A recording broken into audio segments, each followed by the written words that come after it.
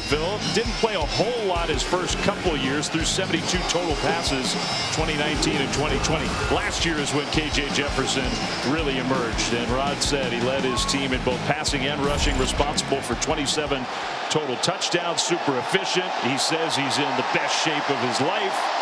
And the Razorbacks think he's poised to have a monster season. Rocket Sanders in the backfield. It's a play fake, and the first pass of the year is complete out across the 30 to Matt Landers, one of the new targets for Jefferson in Arkansas. Yeah, and you saw that KJ was very quick and deliberate with that. That's been the one criticism, is what's the intermediate passing like for him? He's showing you right off the bat he's improved that. Another play fake, and he'll throw on the move, almost like a back shoulder type pass, and that one falls incomplete. Trying to hit the transfer from Oklahoma, Jaden Hazelwood. So it's 2nd and 10. Sam Pittman talked all week about the need to be physical and to pound the football. So what's he do? Comes out and throws 2 quick passes. Love it. Don't tell him what you're going to do. Rocket Sanders expected to take a bigger share of the load this year. He empties the backfield. Jefferson slips one defender. KJ Jefferson going to run, and some power running to get a couple yards to set up 3rd down. He is definitely the leader of this team. Other players have told us this week that he has the respect of everyone in the locker room, connects with everyone. Sometimes that's encouraging. A lot of times it's pulling a prank or two, keeping guys loose. You saw Ivan Pace was in on the tackle. He should be a major impact transfer talent for Luke Fickell's defense. 3rd down and 8. Arkansas short of midfield. First possession of the game. Jefferson completes it, and a open field tackle, and a gang tackle will get Hazelwood to the ground short of the 1st down. You're seeing Arkansas show that they can come out and throw it. Hazelwood has been ticketed as the guy to replace Trey Burks, who was just an all-everything wide receiver for Arkansas last season. Comes up a little bit short of that 1st down. And a nice tackle. Will Huber kind of led the way there, the middle linebacker. I think the fans here inside Reynolds Razorback Stadium wanted to see Arkansas go for it, and Sam Pittman likes to go for it on 4th down, but from midfield, 4th and 2, the punt team is out there. It's a good stop for a proud Cincinnati defense. I know they lost a lot of talent from last year's team. They still have high expectations. Ryan Montgomery with the fair catch, and he makes it around the 15-yard line. So the starting quarterback for Cincinnati, it'll be Ben Bryant. And what a journey Bryant took to make it to this spot. He began his career with Cincinnati, played 14 games, actually got some real playing experience behind Des Ridder, but wasn't going to start again when Ridder decided to come back last year. So he transfers to Eastern Michigan, had some other choices, threw for over 3,000 yards, got lots of good experience in game situations. Announced in early January he was coming back. He maintained a really good relationship with his coaches, with everybody in the program, and he beats out the talented youngster Evan Prater for the starting assignment week 1. Yeah, it's been a long time coming for Ben Bryant. So he'll go from the shotgun. Trey Tucker, super fast. They do have a lot of speed, Cincinnati does. And the first pass completion is for a short gain, and that's Will Pauling. They have big expectations for young Will Pauling. You know, Flynn, the Ben Bryant transfer seems to have been years in the making. As you look at this quick release of his, it seemed that every year he was backing up Ridder, they talked about the need for him to get playing time, and he considered transferring a couple of times, but stuck around until that final 2020 season when Ridder decided to come back for 21. Bryant, that was into some traffic, but he fitted in there for another completion out across the 20. That's Leonard Taylor, one of 2 outstanding tight ends, but it is 3rd down for Cincinnati. We've yet to see Cincinnati run the ball. They're trying to find a new running back this season to replace Ford, who was dynamic for them last season. Ryan Montgomery is the starting tailback. It's 3rd down and 3.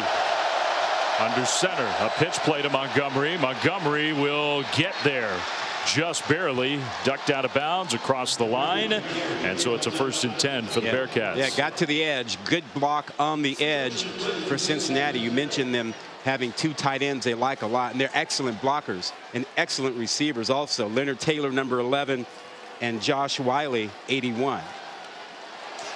So that's a positive start for Ben Bryant. Montgomery remains the tailback to his right.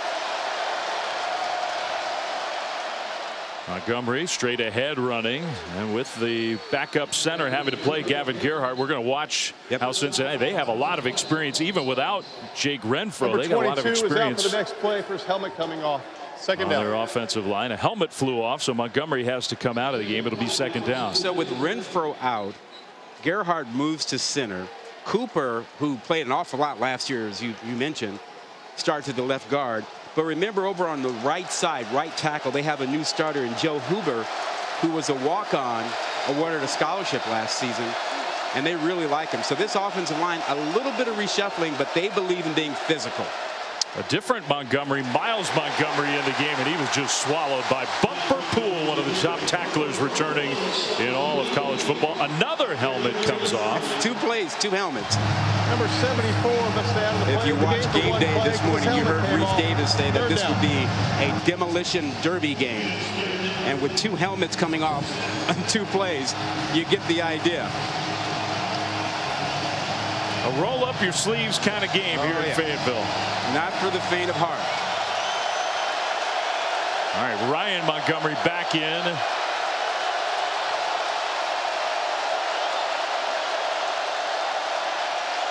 Third and a long 4.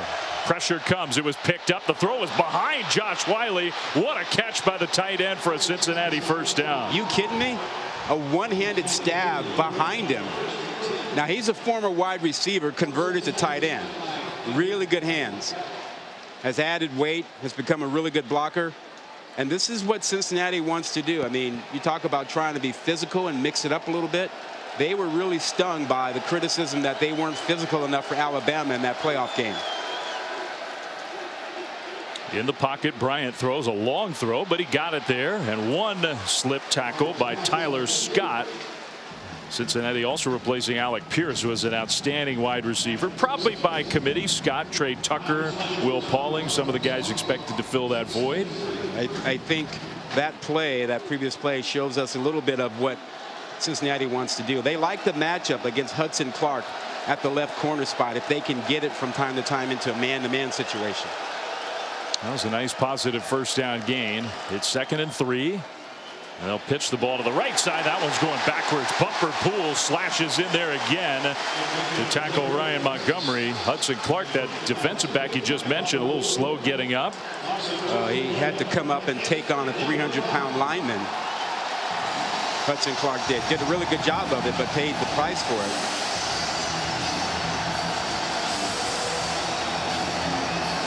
Well, Cincinnati's already converted a couple third downs. First possession of the year.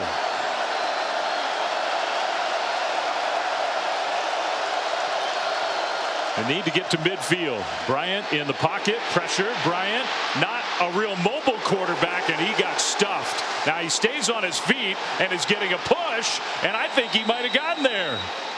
Well, he may not be that fast, but he's clearly got some strength and toughness, because he was going down and wouldn't go down. Well, Drew Sanders hit him with everything he had, number 42. And Bryant absorbed it and continued to fight for the first down. I mean, look at that hit. Are you kidding me? He fought through that. Can't question his toughness. Yeah, that's pretty impressive.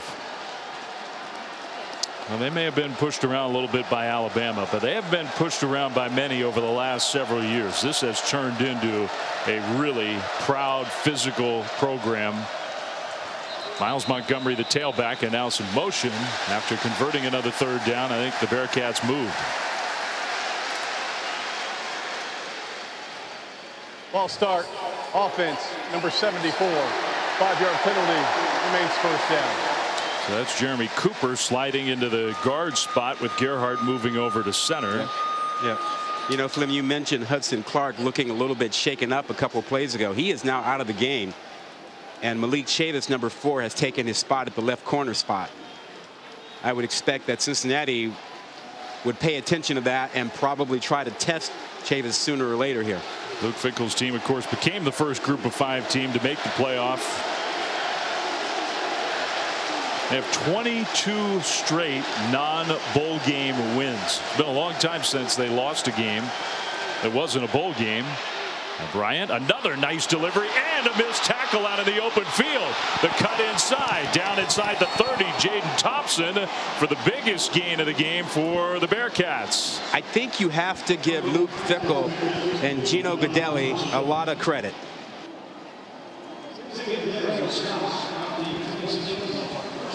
And we welcome those of you joining us from NC State, East Carolina, here at Reynolds Razorback Stadium, a packed house.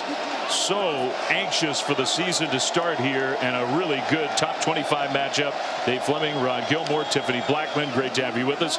Cincinnati, first possession of the year on the move, and now Bryant's pass is picked off. The interception. Dwight McGlothern all the way back inside the 30. Well, Ben Bryant, the new starter, had moved Cincinnati down the field, and that was a mistake. Well, that's an NFL throw. You got to be really confident, and you got to have a lot of arm strength to make this. Watch his throw. He's on the hash to the far out. If you're going to make that throw, you better have a cannon, and that ball's got to be to the outside. That ball fluttered out there, and there was no question about what McGlothern was doing with it. He read it all the way. That is a dangerous throw, and if you don't have what it takes to make it, man, you can't make that throw. Wiping out a tremendous opening drive for Cincinnati. Cincinnati had converted a bunch of third downs, really impressive and poised, and then the LSU transfer comes up with the interception. Now KJ Jefferson of the Arkansas offense back on the field. First carry, Rocket Sanders breaking tackles. Now there is a penalty flag thrown. Sanders, very talented sophomore running back, didn't get a touch. First possession for Arkansas. Holding, offense number 9. 10-yard penalty from the spot of the foul.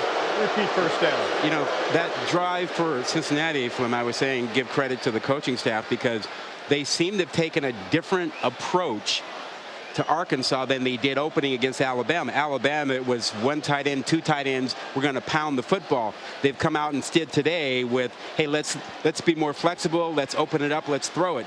But for that bad throw and the pick, that opening drive was really good for Cincinnati. We'll see what they do when they get the ball next time. Well, I agree with you. It looked like Cincinnati came out with a great game plan. But the turnover, and now Arkansas trying to capitalize. The holding penalty against the wideout, Jaden Hazelwood, the Oklahoma transfer. Still plenty of time on the play clock. They get the play snap. Jefferson a play fake. And a wide open target. Matt Landers, his second catch. Down the sideline, inside the 20, down to the 15. First down, Razorbacks. Missed tackles. Opening week of the season, you see a lot of missed tackles. You don't get the practice open field tackling in summer camp. Speed of the game changes when you step on the field. The mouthpiece, not a penalty flag, down on the turf. Jefferson keeps. Jefferson, 10, 5, touchdown. They say he's a little faster this year. Yeah, a little lighter. Played at 247 last season. 235 right now. Jalen Catalon, the safety, he found out how quick, and watch this. One-on-one tackle, chance to make the play, another missed tackle. Jefferson did not try to run him over. Showed you his elusiveness and his speed. Extra point coming for Cam Little. Had a great freshman year as the place kicker, and starts off 2022 with the extra point up and good. Sam Pittman's Hogs. They got championship hopes here in Fayetteville. The defense comes up with the interception. The LSU transfer, McGlothern, with the long return, and then it set up the touchdown run for KJ Jefferson. Yeah, he is a big star. More of him to come.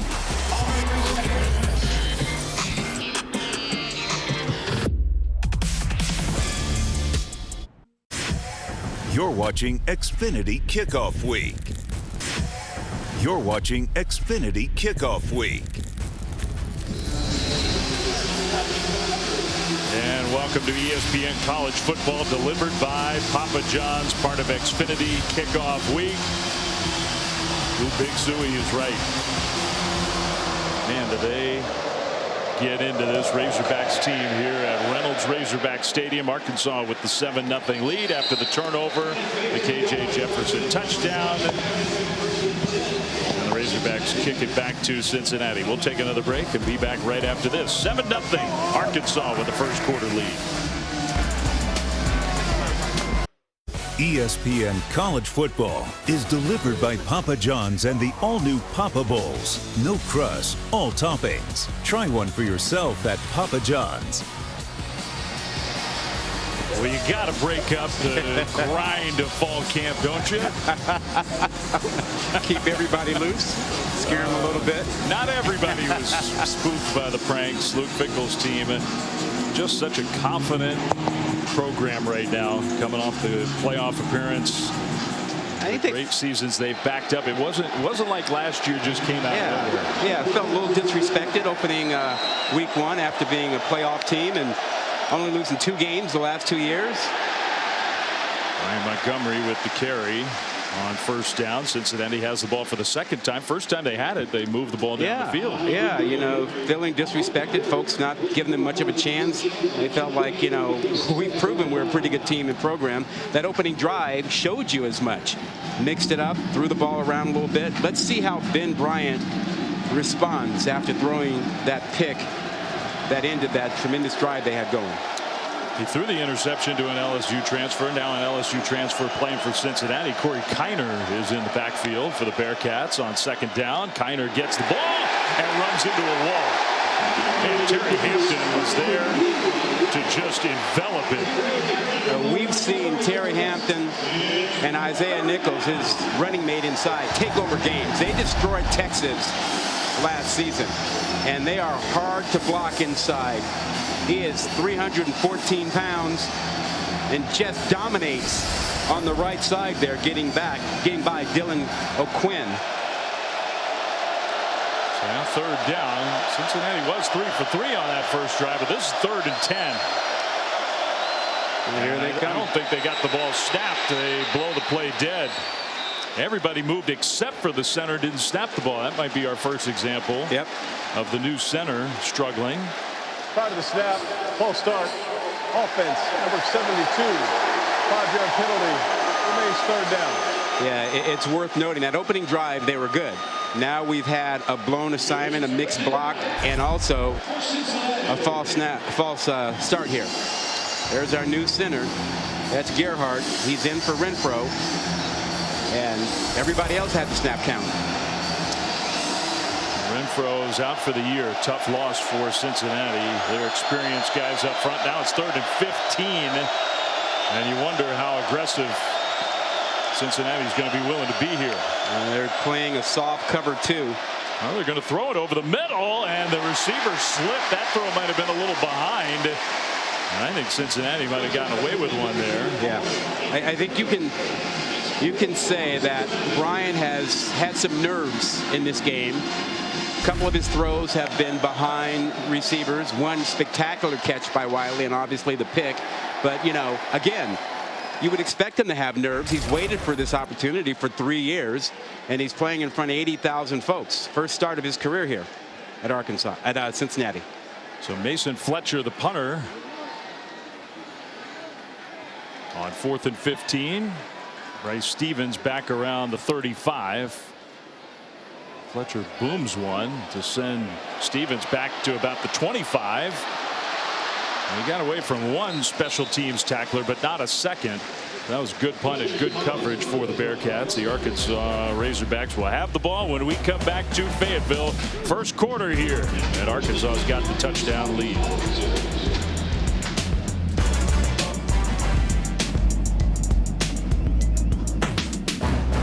Verbo, Alabama #1. They'll play later tonight. Ohio State, Notre Dame, of course, also later tonight. Georgia out to an early lead, Ron. I love the fact that about half of the top 10 teams are playing meaningful games opening weekend. This is This is the way it ought to be. It's a great opening day, and man, college football is back with a bang. I feel bad for the teams that aren't, because you come here to Arkansas as a top 25 matchup, week 1, all the anticipation of the season, and then it feels like a big game. I mean, it's created this incredible scene here as Rocket Sanders carries the ball. First play of this drive for the Razorbacks. You got 80,000 fans here. It is loud. It's a big event. Arkansas fans have been looking forward to this for days. Cincinnati fans, a lot of them made the trip. This is a big deal, big game, and a great environment. 2nd and 7 for KJ Jefferson. He's going to swing that pass, and that one, I don't know if that was a forward pass or not. That was almost disastrous for Hazelwood. Backwards pass recovered by the offense. 3rd down. He recovered and scooped it up, which was a big play, and got out of bounds. Yeah, heads up play by Hazelwood, but that play never had a chance. Great play on the corner over there by Hicks to blow it up. Now, the cornerback position is such a big question. Cincinnati graduated 2 all-time great cornerbacks. Sent those 2 to the NFL draft. Yeah, one guy wins the Thorpe Award. The other guy is a 1st-round pick. Top 5 pick. Little swing pass on 3rd and long. Cincinnati had that beautifully defended, and so the Bearcats come up with the immediate stop. They're going to get the ball back. Yeah, you know, the speed and quickness for Cincinnati defensively is really helping them right now. I mean, getting to the edge has not worked very often for Arkansas, save the KJ Jefferson touchdown run.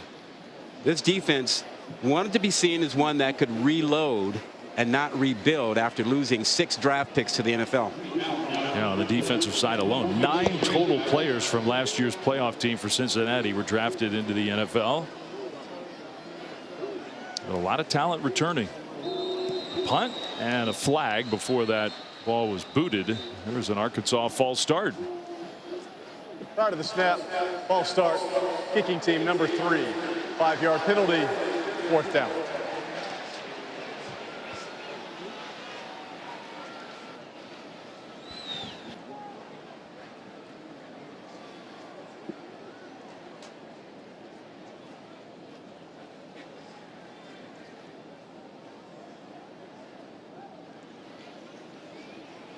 So Max Fletcher, the true freshman whose brother punts for Cincinnati, actually has the task of the first punt of the year. Well, 2nd punt of the year now for Arkansas.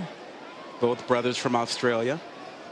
Reunited here. They hadn't seen each other in a long time, and young Max did not get off a great punt there. Very short. Now we'll see where they mark that one, but that one could be, almost right at midfield. That's the equivalent of a turnover. That's the same as having a pass picked off there. This is good for Cincinnati. Gives them a short field. They'll start play right at the 50-yard line.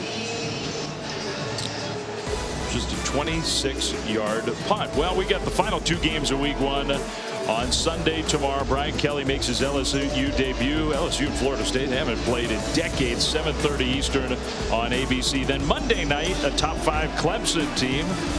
I'm hoping to quote bounce back. They had a good year last year, maybe not quite up to their standard. They play Georgia Tech in the Dome in Atlanta. Coverage starts at 7 Eastern with the college football countdown on ESPN.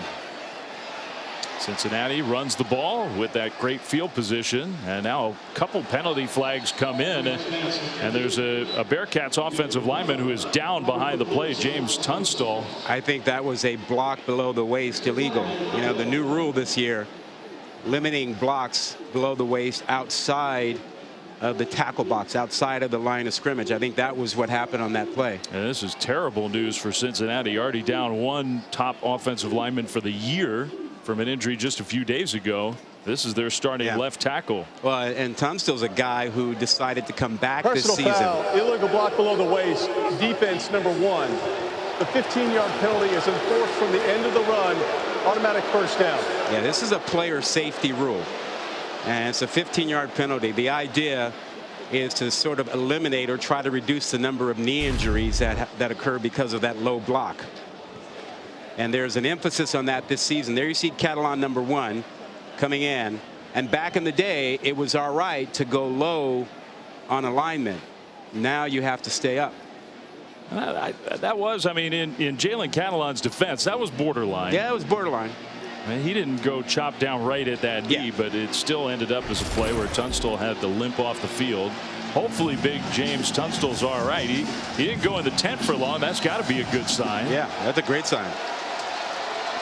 Ryan Montgomery, their starting running back's already been in the tent. But the penalty moves the ball inside the Arkansas 30. So the Bearcats on the move for the second time already in the first quarter. Corey Kiner gets the handoff, straight ahead run for a gain of close to 4. Finally, a little bit of an attempt to run the ball by Cincinnati. Look who's back in the game. That is tough guy. Thank goodness. Yeah. That didn't look great when it first happened.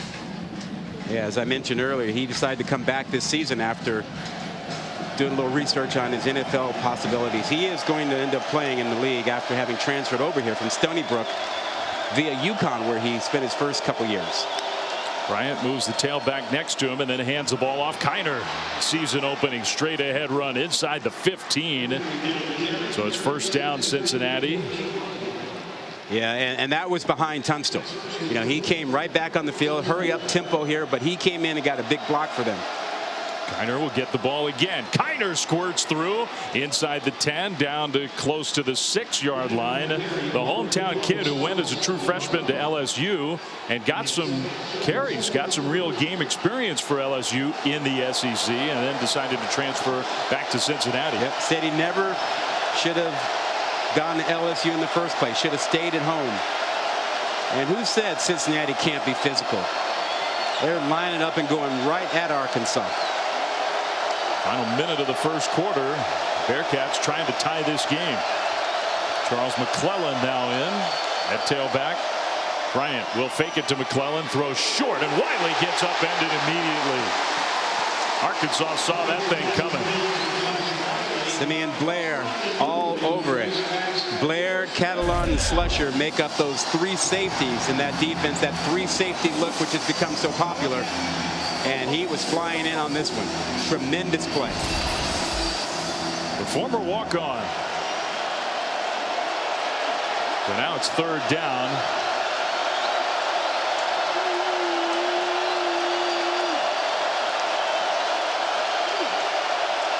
Cincinnati can get a first down inside the 5. Bryant throws and he overthrew his man. Yeah. I thought he had an opening there, Will Pauling, but it's incomplete. He had him. They had the right route, had the right matchup. Accuracy just a bit off. So now the field goal team comes out. He throws this really hard on a line. Give it a little bit of air. Let your guy go get it.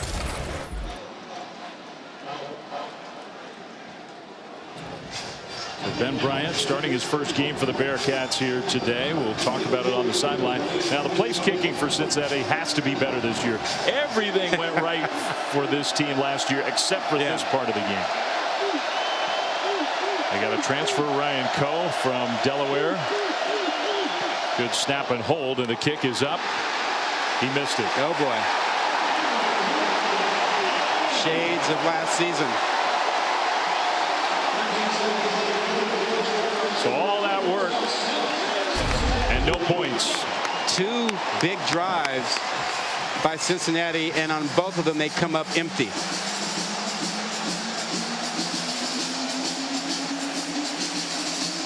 Yeah, that's disappointing. So Luke Fickell's team has moved the ball effectively, but just nothing to show for it with 13 seconds to go in the first quarter.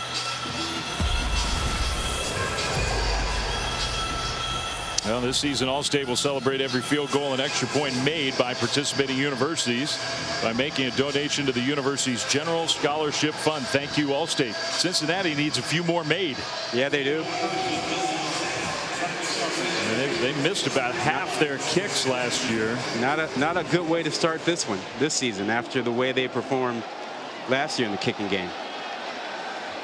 Since the start of 2021, start of last year, 9 of 20. KJ Jefferson out into the open field, and he will not just go into a slide. KJ Jefferson, first down, Arkansas.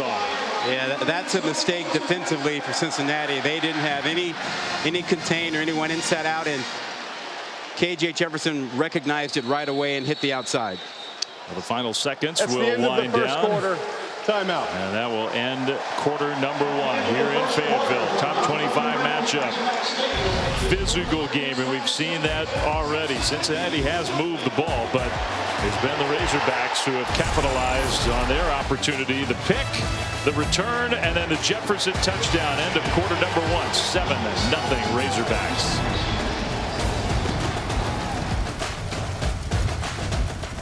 College football delivered by Papa John's as we start quarter number 2 from Fayetteville, Arkansas. The Razorbacks with a 7-0 lead, and the ball. KJ Jefferson, who's got the only touchdown of the game, will fake it. No, he actually handed it off, and Rocket Sanders with a penalty flag down with a big game. We'll see if it stands. Now they're going to get Trey Knox, the tight end, with a hold. Holding. Offense number 7. 10-yard penalty. Repeat first down. That's who it was. Yeah, he got more than just a handful of jersey that allowed Sanders to get to the edge. Easy call. There you go. Right side of your screen in the circle. Just watch out. Trey Knox just latches on there and just won't let go.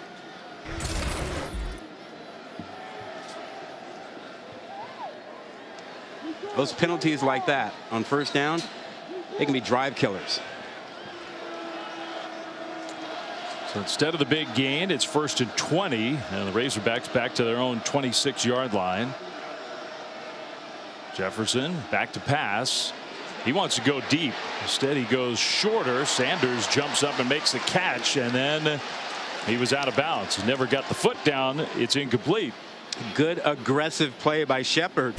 You know, the corner over there to make the hit and force him to come down out of bounds. Just because Sauce Gardner and Kobe Bryant are not here anymore doesn't mean they don't have talent at that position. Yeah. You know, and these guys took the criticism very personally that folks expected the Cincinnati defense to really fall off. 2nd down and long, and no running room at all. Sanders, he got tossed to the ground. Arkansas fans wanted the penalty for contact after the play was dead, but no penalty flag thrown. Yeah, and you know, it's hard to run inside where Briggs 18 and Taylor 90, you know, are hanging out.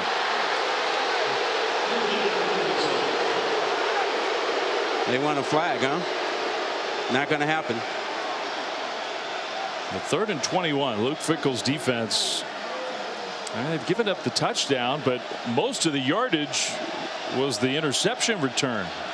Arkansas's had the ball for a lot of this game, but they haven't been moving it at ease. Jefferson created something out of nothing, and he'll get back to the original line of scrimmage, but not close to the first down. Sanders with the catch. It'll be 4th down, and Arkansas will have to punt. Number 0 for Cincinnati is out for a play. First helmet coming off. The Cincinnati defense hasn't handled well so far is quarterback run game. Other than that, they've shut down pretty much everything Arkansas has been trying to do. And so they should feel good about that. I don't know if they have an answer to 235-pound KJ Jefferson, who can also juke you.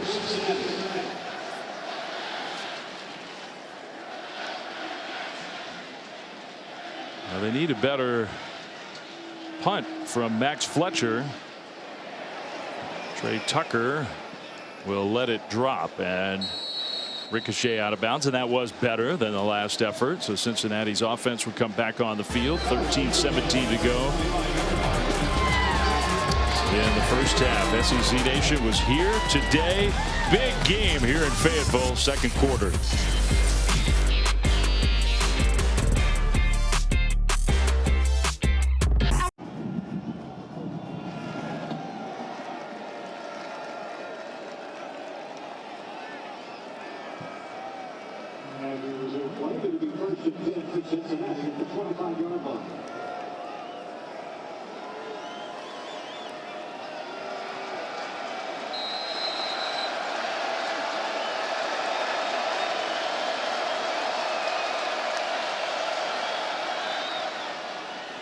All right, Matt, thank you. Back to action here in Fayetteville. Cincinnati gets the ball back. Second quarter, down 7-0. A quick completion for a very short gain to the tailback, Charles McClellan, from Ben Bryant. Starting his first game with the Bearcats. He did get the experience last year at Eastern Michigan.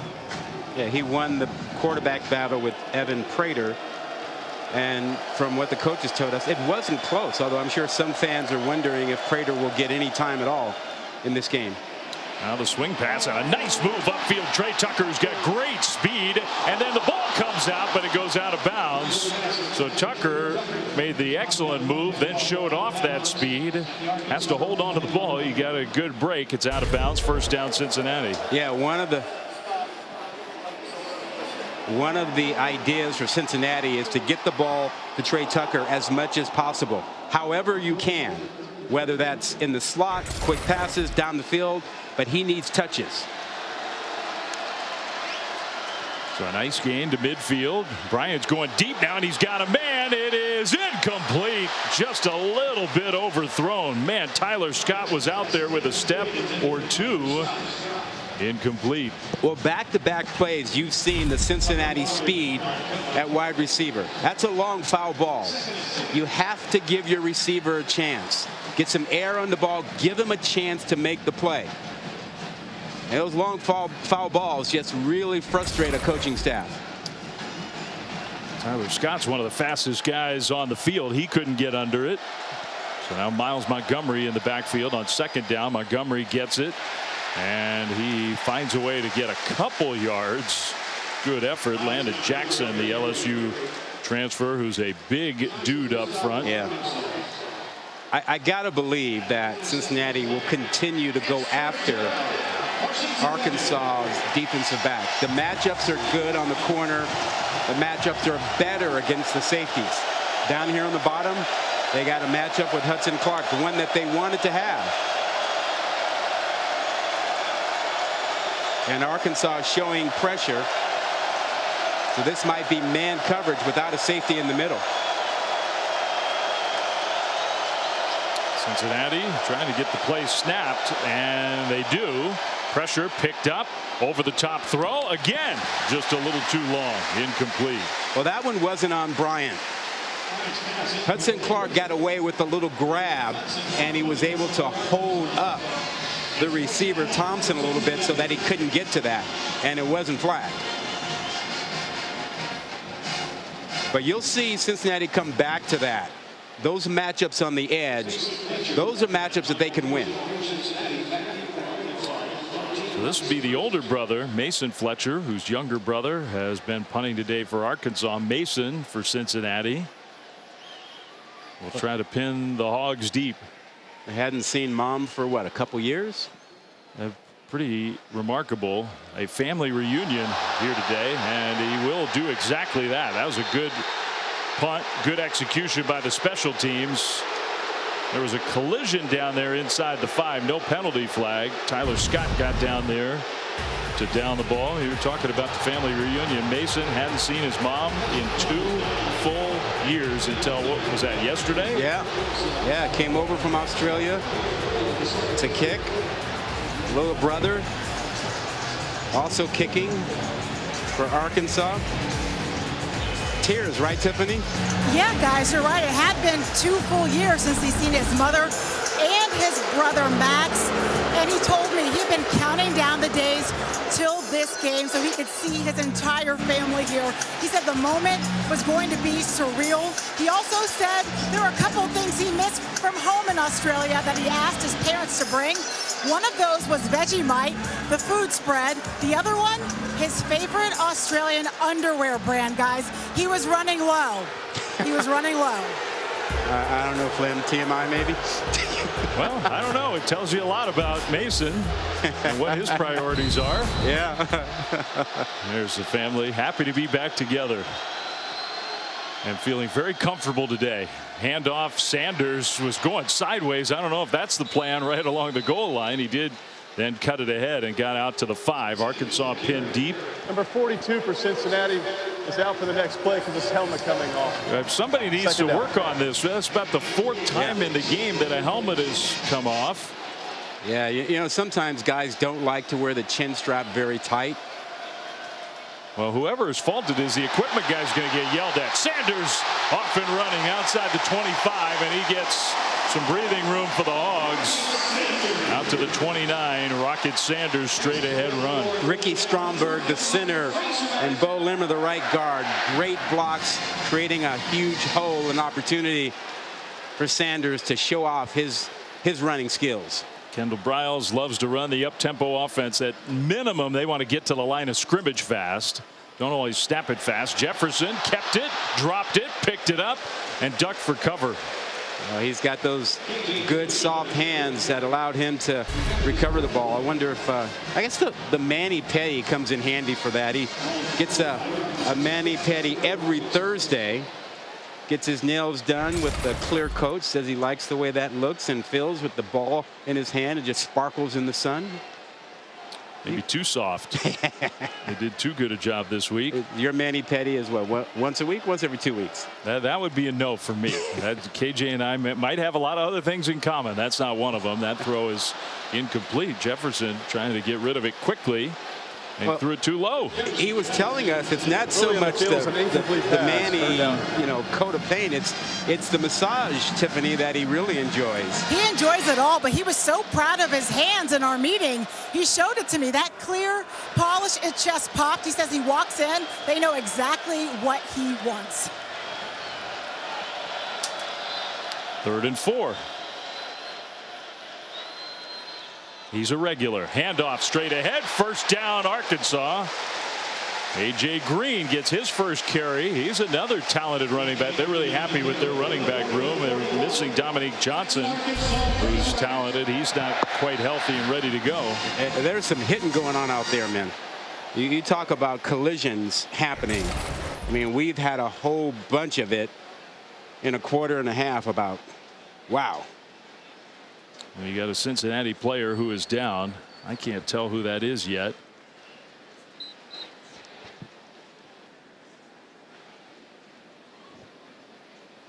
All right, so while Cincinnati attends to their player, we're going to take a break, and as we do that, we'll send it back to Matt in studio.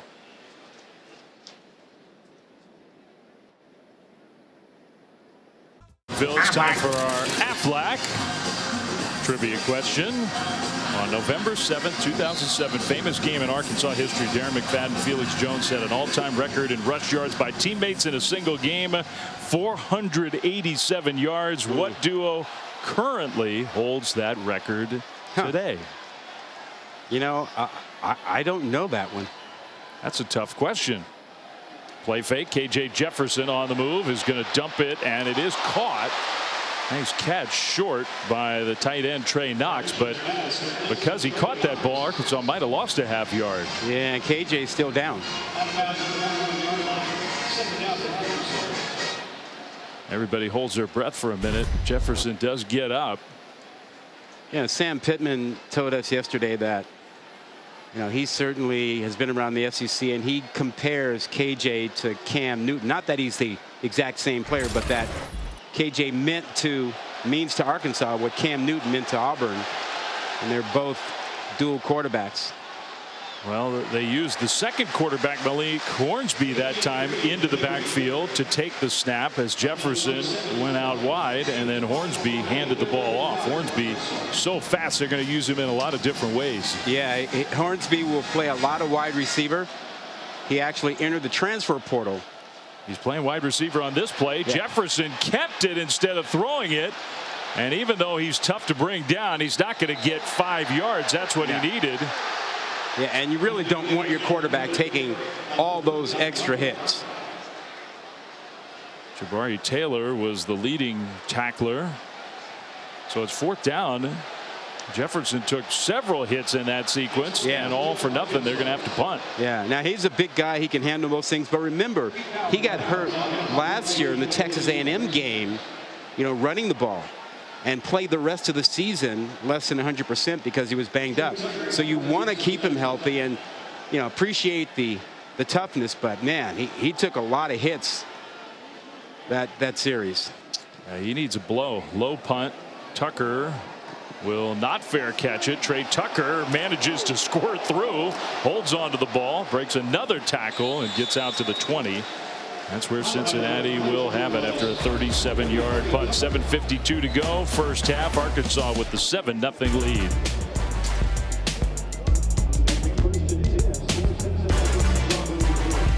Football delivered by Papa John's is brought to you by Xfinity. Unbeatable internet, made to do anything so you can do anything.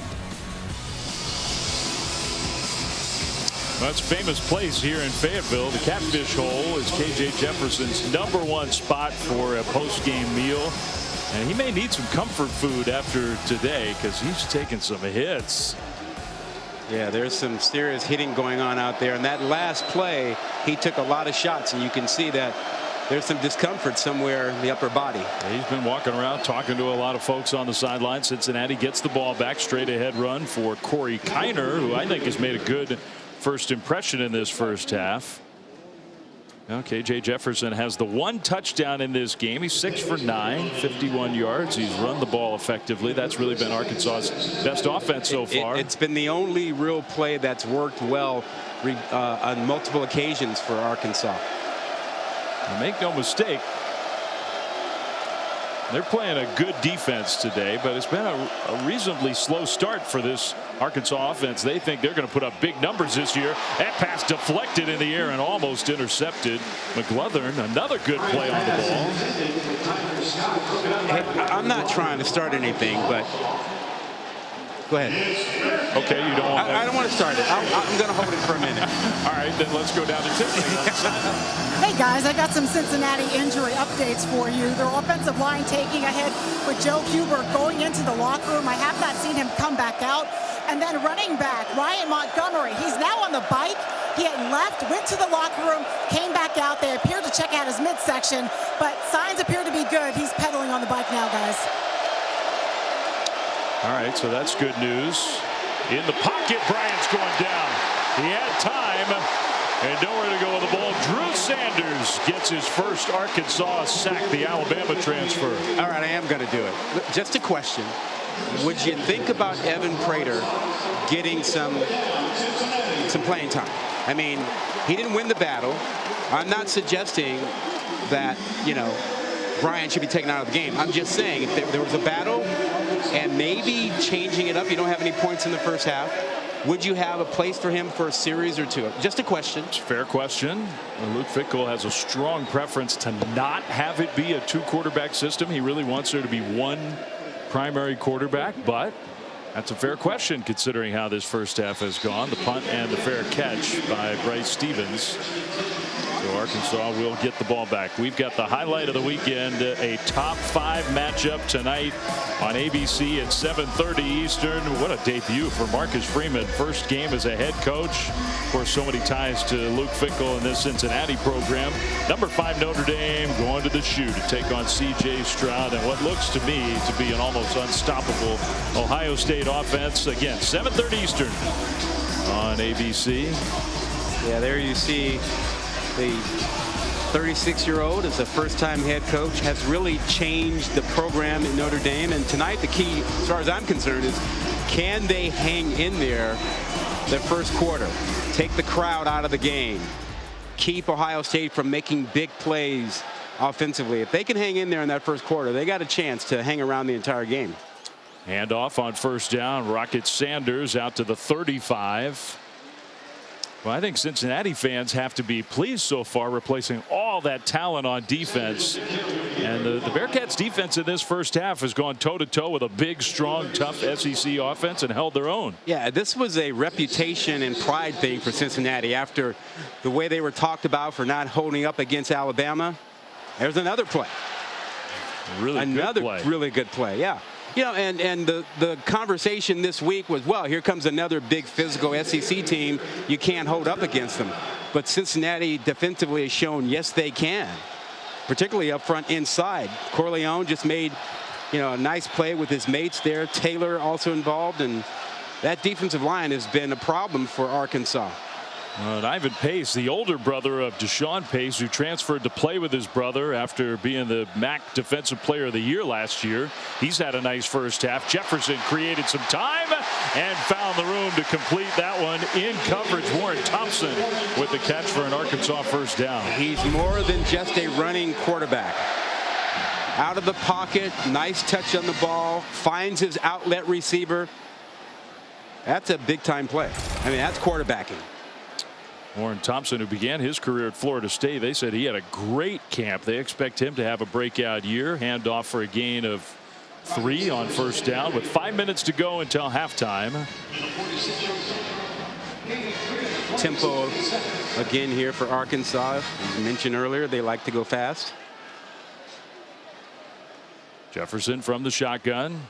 Play fake, keeps it, and Jefferson out to midfield, gets stopped a couple, maybe 3 yards short of the first down by Eric Phillips. You see an adjustment by Cincinnati defensively for the quarterback run game. They had the strong safety threats out there waiting for KJ Jefferson. So now third down, Jefferson fakes, throws, and his receiver slipped. Hazelwood went down, and it's incomplete. That ball was underthrown also. It makes you wonder, is KJ Jefferson feeling it a little bit from those shots that he had last series? We saw him in a little bit of pain on the sideline. Yeah, there's also the issue. I mean, I know he and Jaden Hazelwood worked a lot this summer and into fall camp, but yeah, good point. Some new player on this Arkansas roster. Good point. So 4th and 3 and another Razorbacks punt. Tucker's going to let it go over his head. It'll bounce into the end zone for a touchback. So Cincinnati gets the ball back after the 50-yard punt. 7-0. Razorbacks ahead.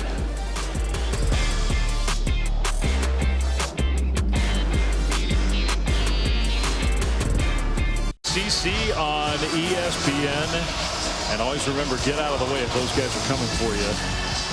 Here in Arkansas, Sam Pittman's Razorbacks with a 7-0 lead. Let's ask and answer our Aflac trivia question. November 7th, 2007, record-setting performance. Darren McFadden, Felix Jones, who currently holds the record for most rushing yards in a single game by teammates. And our answer is... You got an idea? Did you know? Michael Carter and Javonte Williams. 520 rush yards against Miami a couple seasons ago. Handoff Cincinnati, and they're piling up some rush yards on this play down the right sideline and all the way across midfield. Charles McClellan with the long run for the Bearcats. Under 4 minutes to go once the clock starts rolling again. First half. And they'll go hurry up after getting a really good block on the edge. Up tempo. Good trivia question, by the way. McClellan gets another carry. My initial thought was, wasn't there a P. Ryan who had a huge game for Oklahoma? Yep. And I thought maybe that would be part of the answer, but no. I'm going to say the question was too hard. Too hard? Too hard for me anyway. Yeah, it's a good nugget, though. I'm glad great to nugget. learn the answer. Yeah. Miles Montgomery in the game now. 2nd and 6. Bearcats on the move. Bryant play fake, throws it short, and the big hit in the open field. The catch by the tight end Leonard Taylor, but then Miles Slusher put the hit on, and Slusher might have taken the worst of it. He's down. Yeah, we've talked about how physical this game has been so far. Big hitting, big tackles. Slusher that time coming up, really trying to deliver a blow. I think, was it Leonard Taylor? I think the tight end. Yeah, that's a 255-pound tight end that he slammed into. Good effort. Got his shoulder in there. Tried to keep his head up. But that's a big man, and he got him in powerful area, the thighs.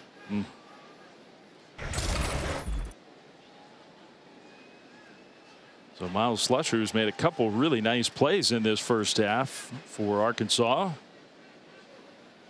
Razorbacks lost some players from their secondary. So Slusher's a guy they're counting on for some big time performance this year. And while they look at Miles Slusher, let's check in with Matt in studio.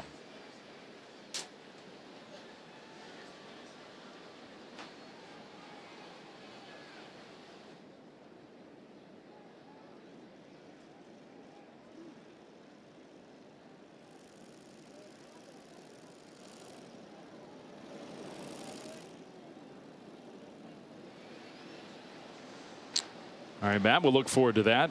Interesting thing that Jim Harbaugh is doing with his quarterback position. And Cade McNamara played well today. It was everybody else on the roster who really played well. A nice performance for the Wolverines. And then he'll give quarterback number 2 an opportunity next week. And then I guess the idea is to make a choice going into week 3. That's different. First time I've come across any coach handling it that way. Well, Slusher turned over. I thought he was going to sit up, but I'm not sure. So hopefully Miles Slusher is okay. I mean, look, we sometimes you play up the physical nature of a game, and this one certainly is worthy of that, and you hope everybody comes out of it all right. Yeah, it's been as physical as any opening week game that I can recall, and certainly any game this weekend. I mean, it's been incredibly physical. And I think, Rod, you know, the scene, the atmosphere, you're playing an SEC team on the road after losing all that talent. You have that incredible year last year that Cincinnati had, losing in the playoff to a great Alabama team. And the questions were, well, okay, was last year the aberration? Could they keep it? I mean, look, I know it's not even a full half of football, but really in just about every way you could measure, they've gone toe-to-toe with Arkansas. Yeah, I mean, their pride was really sort of challenged. You know, could Cincinnati be a physical team? Can they stand up to an SEC West team after having trouble with that against Alabama? You see Slusher get up, thank goodness. And they've more than held their own today physically against Arkansas. Both coaches echoed that sentiment that you're talking about. Look, we always feel like we're the toughest team on the field, and this is a game where we're going to find out because they feel the same way. Yeah. You know, and people doubted whether Cincinnati could reload after losing 9 players to the NFL. You know, and the top teams, and the argument from Cincinnati was, look, top programs do reload. We're a top program now. But the public kind of doubted that. And right now in this first half, they're showing that they're reloading with a lot of talent. They've had opportunities to be ahead in this ball game, and they've just missed a few of them. So 3rd and 7 in Arkansas territory. Bryant will throw one over the top to McClellan, who got to that corner, but then got shoved out of bounds. Stopped, I think, a couple, maybe 3 yards short of the first down. This will be interesting for Luke Fickell. I think that was a 2-play decision on 3rd down. Yeah, and they're lining up for going, and you should. I mean, you're in no man's land here. You punt the ball here, it's very likely you won't get it inside the 10 and go into the end zone. So I like the call. Question is, what do you run here? You haven't had a lot of success running inside. You have had success throwing to your backs out of the backfield and your tight end. Something quick, something to the wide field. 4th and 2. Bryant takes a low snap, rolls right, and delivers right there for a first down. Cincinnati, Will Pauling. Yeah, there it is. Just roll him to the wide field. Catch your receiver right out of his break. Good anticipation by Bryant. Didn't waste any time with it. And accuracy. Gave him a chance to catch it and run with it. That's good quarterback play. Give him a chance to turn upfield. Gino Guidugli, the great former Cincinnati quarterback who's in his first year as the offensive coordinator, calling all the plays. He thinks Will Pauling's got a chance to be a true impact player for Cincinnati. The handoff straight ahead, nowhere to go. Terry Hampton makes the stop. Well, they need to take a shot at one of the corners here. Even if they get the 3 deep coverage, they've got a chance at that. Now, if they show them the 2 deep coverage, you want to stay away from it. But if they get a single coverage, whether it's man or zone, they should take a shot at the corners. And I do think they are happy to let seconds tick off the clock. They don't want Arkansas to have the ball again in this first half. So 2nd down, Bryant in the pocket, plenty of time, still looking, throws across the middle into coverage, knocked away, incomplete. Trying to get it to Trey Tucker. Yeah, I thought the choice should have been deeper to Scott. He had single coverage in the end zone, and I thought that might have been a better throw, easier throw. you'll see at the top of your screen, beyond where this ball goes, there's another route one-on-one. And instead, he goes into the double coverage. Tough throw, tough one to squeeze in there. Simeon Blair got a hand in there. Hudson Clark also there. So now third down, clock stops. Arkansas does not blitz an awful lot. At least they didn't last season. Now timeout. Luke Fickell wants to talk things Cincinnati over. has called their first charge timeout of the half. It'll be 30 seconds in length. Play clock was winding down.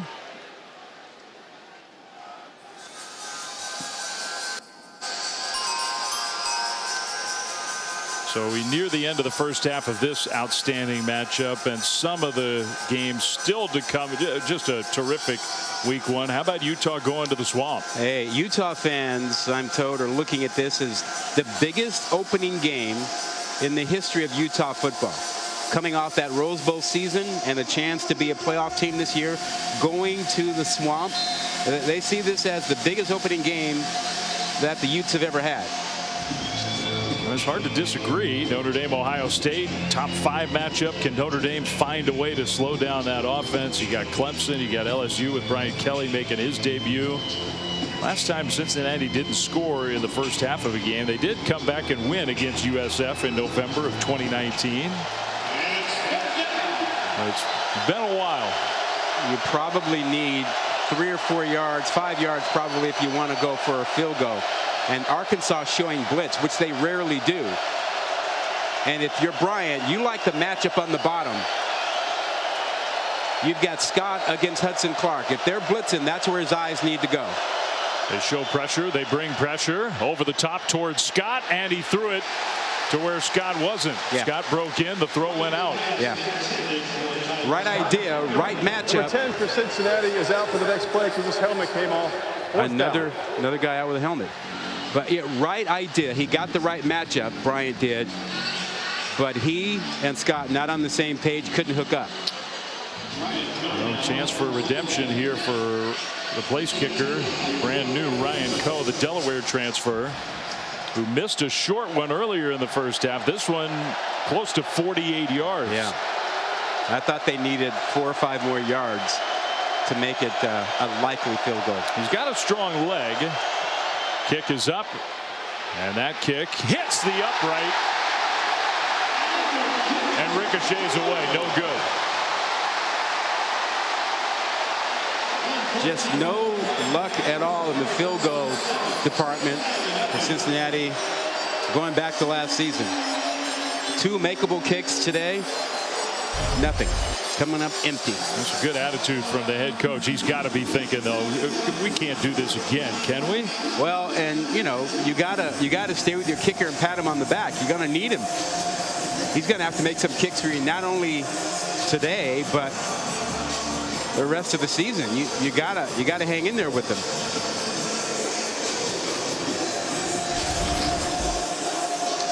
So Sam Pittman's team.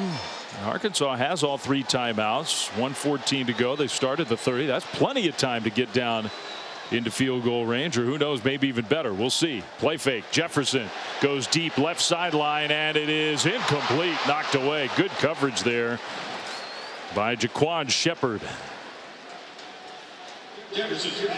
There's that deep ball that Jefferson gives his guy a chance. He puts enough air under it. They don't want to overthrow anybody. We're talking to their offensive coordinator the other day about it, Kendall Briles, and he said, look, we'll take the underthrows. We don't want the overthrows. Give our guys a chance because we got tall receivers. 2nd and 10. Jefferson will run right side. KJ Jefferson gets across the 35. Clock will keep moving. It'll be 3rd down, gain of 7. If you're Cincinnati, keep your safety in the middle of the field so he can help on deep throws. 3rd down, Jefferson across the middle, complete. That's an Arkansas 1st down out to midfield, Warren Thompson. How much pressure will Cincinnati bring? Just a 4-man rush, and the throw across the middle through the hands of Knox, who I'm not sure was ready to catch the ball. Incomplete. Clock does stop. Yeah, the 4-man rush is okay. You know, if you're going to go with 3, you're going to have a problem dropping 8. You're not going to get pressure on this guy. You want to move KJ Jefferson off his spot a little bit. You know, we talked about he's a great deep ball thrower, so you want to force him to stay on the move for the short and intermediate throws. You don't want him sitting in the pocket and taking the shots down the field. 37 seconds to go, first half. 2nd and 10. Jefferson hands the ball off. Rocket Sanders. Sanders will not get there, so the clock rolls. Now, Razorbacks have their timeout, so it's not like you can't do that. That's fine. They called the timeout. Yep. Arkansas has called their first timeout of the half. Yeah, it's about how you manage those. Please reset the game clock last to 30 seconds. 3-1. They've got a couple of timeouts left. We've seen, even this weekend, poor clock management. Final minutes of a half or a game, and Purdue struggled with that on Thursday night. I mean, you would really expect Arkansas, same coordinator, same head coach, same quarterback, all the experience these guys have had together. You would expect them to handle this kind of situation well. Yeah, and right now you should be thinking, okay, let's see if we can guarantee ourselves a field goal. And if we can do better than that and get a shot at the end zone, let's do it. Now, watching their kicker pregame, man, we saw Cam Little lighting it up from 52 yards out with like 10 yards to spare. And so he's got a big leg. So it would lead you to think that, you know, you get yourself 7, 8 more yards, you might have a field goal attempt at least in your back pocket. And we'll see if Jefferson at Arkansas can convert a third, and it's about 1.5 yards really that Arkansas needs, and not force Cam Little to kick a really long field goal. Handoff. Sanders going sideways. He'll turn the corner though. First down and more inside the 30, inside the 20, inside the 10. Finally knocked out of bounds. Rocket Sanders. It'll be first and goal. Great speed getting to the edge. Cincinnati lost contain. There's a guy down. That's Brian Threats for Cincinnati, down around the 4-yard line. 37 yards for Rocket Sanders. Huge play. Yeah, tremendous block. And then the speed on the edge. You saw Threats. He was the guy out there for contain, but Sanders gave him a little hip and then showed the speed to the outside. Defensively, and you see that they're checking on him, but they also remind him, look, when you've got contained, keep the running back inside. Arkansas fans were booing him, but Sanders landed right on top of him. Yeah. I don't think there was anything he was faking about that. Yeah. That's just what fans do now. They assume in this kind of situation that a defensive player is going to stall. Yeah, and you know, that was a subject off season, part of the new rules about feigning injuries. There's not really a penalty for it. They just, they warn the teams. All right, so now 22 seconds. You got 2 timeouts. It's first and goal from the 5. That means you got lots of options. Do anything you want. You know, your quarterback run game has been almost unstoppable. So I would think that's your first option down here. You don't have to worry about being tackled in the field of play. You got 2 timeouts. And let's face it, your 235-pound quarterback is a load to handle for your linebackers and defensive backs. He already has 1 rushing touchdown today. He's going to keep it. No, he's going to jump past it, and Knox catches it. Touchdown.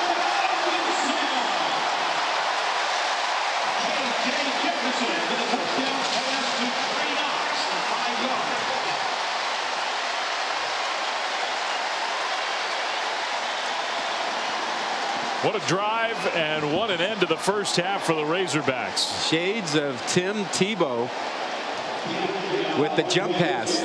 Big running quarterback, slams into the line of scrimmage over and over. You expect him to do it again, and he jumps and throws the ball for a touchdown. And the guy's 6'5" on the receiving end. I mean, Cincinnati defended that well. Yeah. I don't know how you stop that. Well, sometimes there's not much you can do about a guy who's just bigger, faster, better at the moment. Watch this. You get tight end slipping in there, and you got a guy in position, but the ball is put in the right spot towards the back of the end zone, and he's 6'5", and Trey Knox goes up and gets it. It's a great catch. Yeah, Deshaun Pace saw what was coming. Yeah. And he got a hand in there.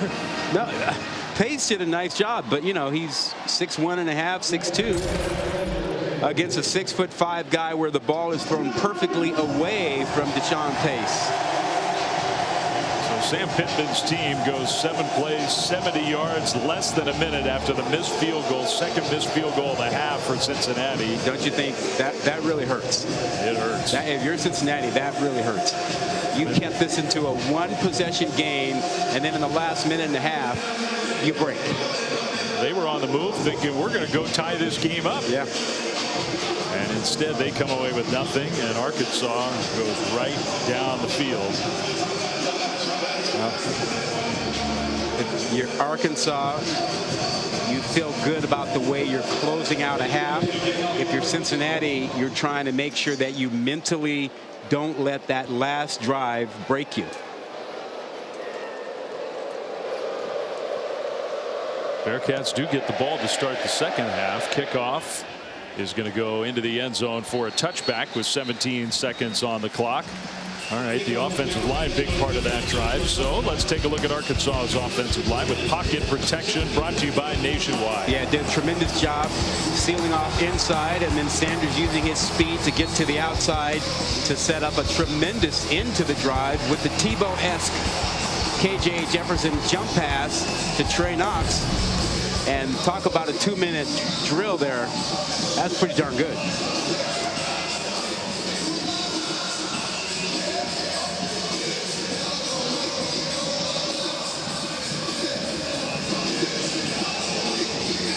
With those 70 yards, Arkansas now has 224 total yards in the first half against a very good defense. Bryant is going to take the snap and just hand it off. A nice hole for Corey Kiner straight ahead. He's done some good running for Cincinnati. First down, I'm not sure the Bearcats are going to be too much more aggressive. We'll see. Well, now they have their own player down, hurting. Yeah, Kiner grabbed his knee at the end of that run.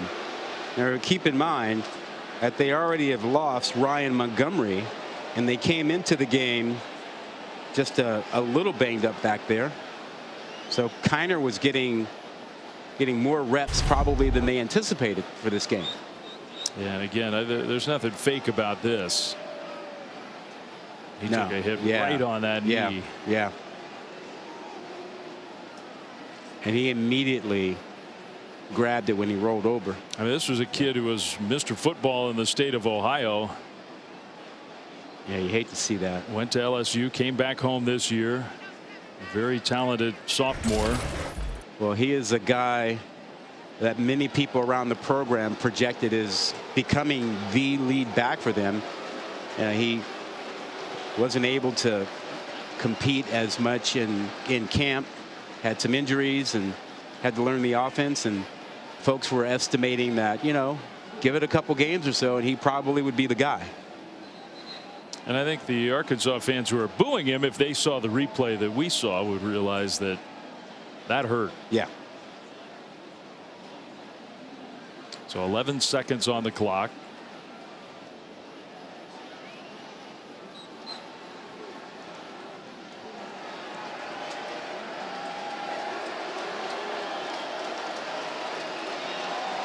And Cincinnati is going to just let those seconds wind down, and the first half comes to an end. Well, I thought the Bearcats acquitted themselves very well until the last minute. I think that's right. I think that last drive really affected Cincinnati. They have to make sure that they're okay with it in that locker room.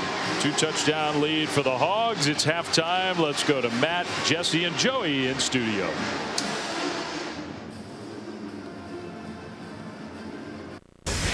Welcome back to Xfinity Kickoff Week.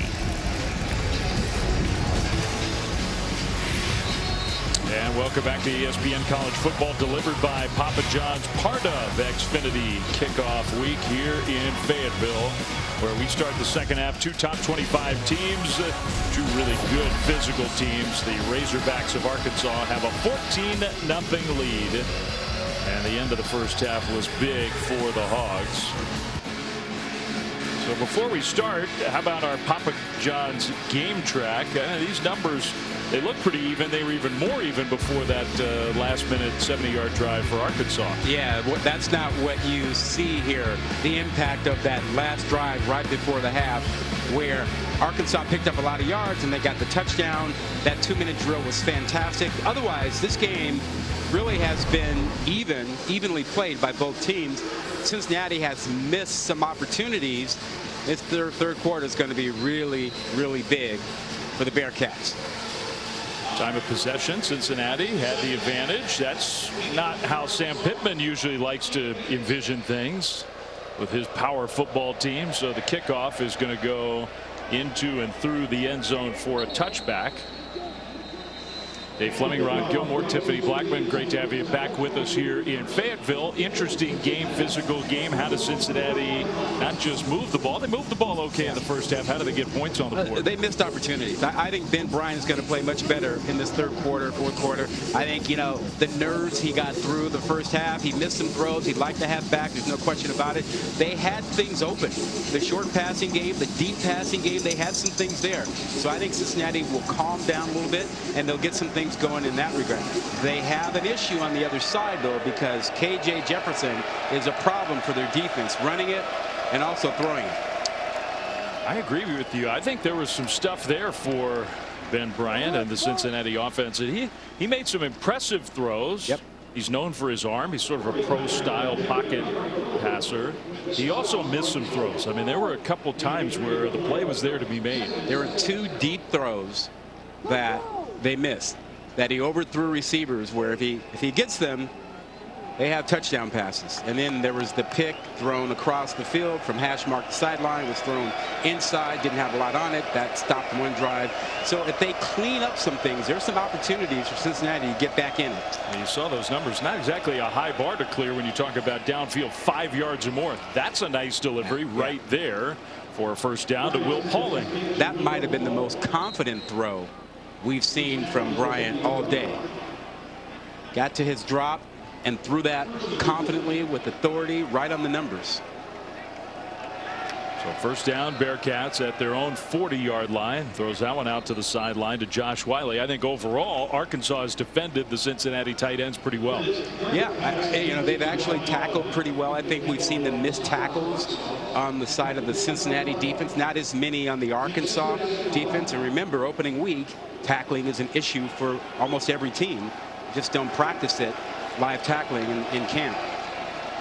Showed you number one, Jalen Catalon, preseason All-American, was hurt midway through last year and missed a good chunk of the year. Here's a deep pass down the right sideline, and again incomplete, and again in a spot where this time Nick Mardner could not catch it. Well, that was good coverage that time by McLaughlin.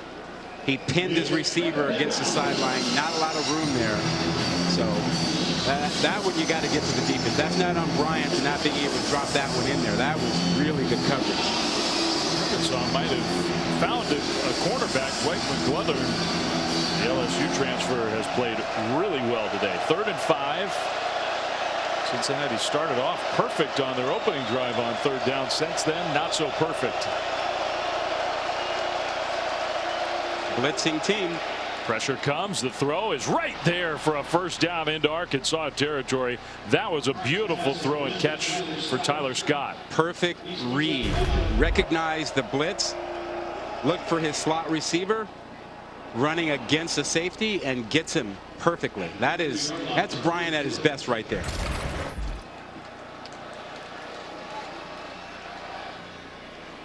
So now on first down, that pass goes incomplete, trying to hit Scott on the other side of the field. It'll be 2nd down. I do like Cincinnati coming out and trying to establish Bryant in this 3rd quarter. As you see the number of plays in the opponent's territory, Cincinnati has gotten in there. They just haven't been able to finish drives. They've shot themselves in the foot. I mean, if you had shown that without the yardage or the points, just said one team had 16 plays across the 50, the other team had 5, you would not expect the team that had 5 to be up 14-0. Bryant throws short middle, wide open, and a good delivery again. Hits Trey Tucker in stride for another Cincinnati first down. Yeah, getting creative. Tucker in the backfield. Bring him out on a little circle route. You got him matched up against the backer. I mean, I like the creativity, the changes you have with Cincinnati here. I think the Bearcats did a little work in the halftime locker room. Now Bryant throws kind of falling away, but gets the pass there. That's Taylor, the tight end, with the catch. Now there is a flag. That's going to be a hold on Arkansas. The play as it stands was about a 5-yard completion, so I would think they'd take the penalty. Holding defense number 4. The penalty is 10 yards from the previous spot and includes an automatic first down. Look, you know, good anticipation by offensive staff for Cincinnati, using the crossing routes, the circle routes, the quick outs against this defense. You know, it's worked against the man coverage when they see it, and in the zone coverages, you still got a guy trailing to get open here. Yeah, you got him matched up there. The hold is down the field. You saw it beyond where the ball was thrown. Penalty was against the defensive back Malik Chavis. Bryant on first down takes a hit, throws end zone, and it's incomplete. Scott was wide open. Yep. Can't miss him. Can't miss him. And if anything, you throw that ball towards the middle of the field a little bit more. You don't need it to be as hot. Look at it. He's wide open, got a lot of room inside. Make it easier for him, and that's a touchdown. They've just missed too many of those today. And okay, you can say he was about to take a hit, but still, that one you got to deliver on target. Second down.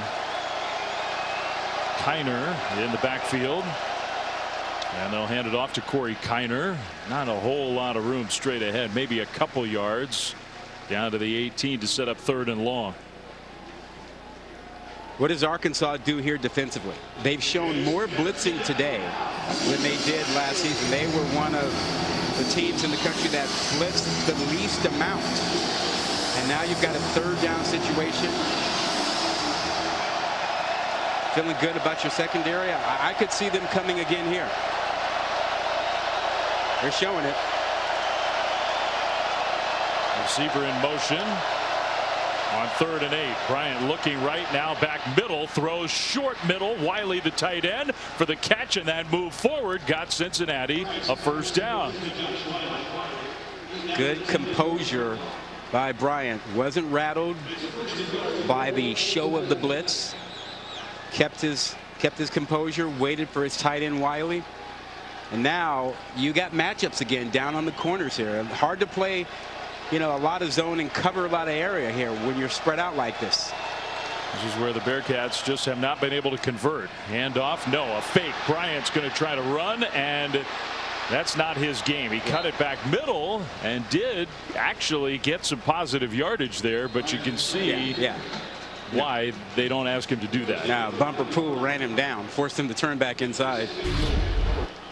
And that's what you have Prater for as the other quarterback, where he could make something happen with this. Just not enough speed to threaten you to the edge.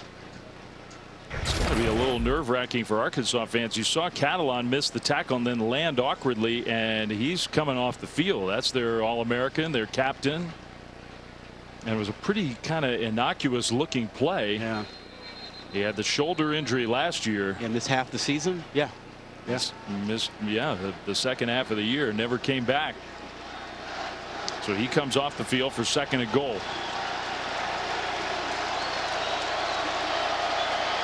Cincinnati with the ball first here in the second half, looking to make this a 1-score game if they can punch it in. Kiner straight ahead, touchdown Bearcats. Corey Kiner with his first hometown touchdown. And that was a great start to the second half for Cincinnati.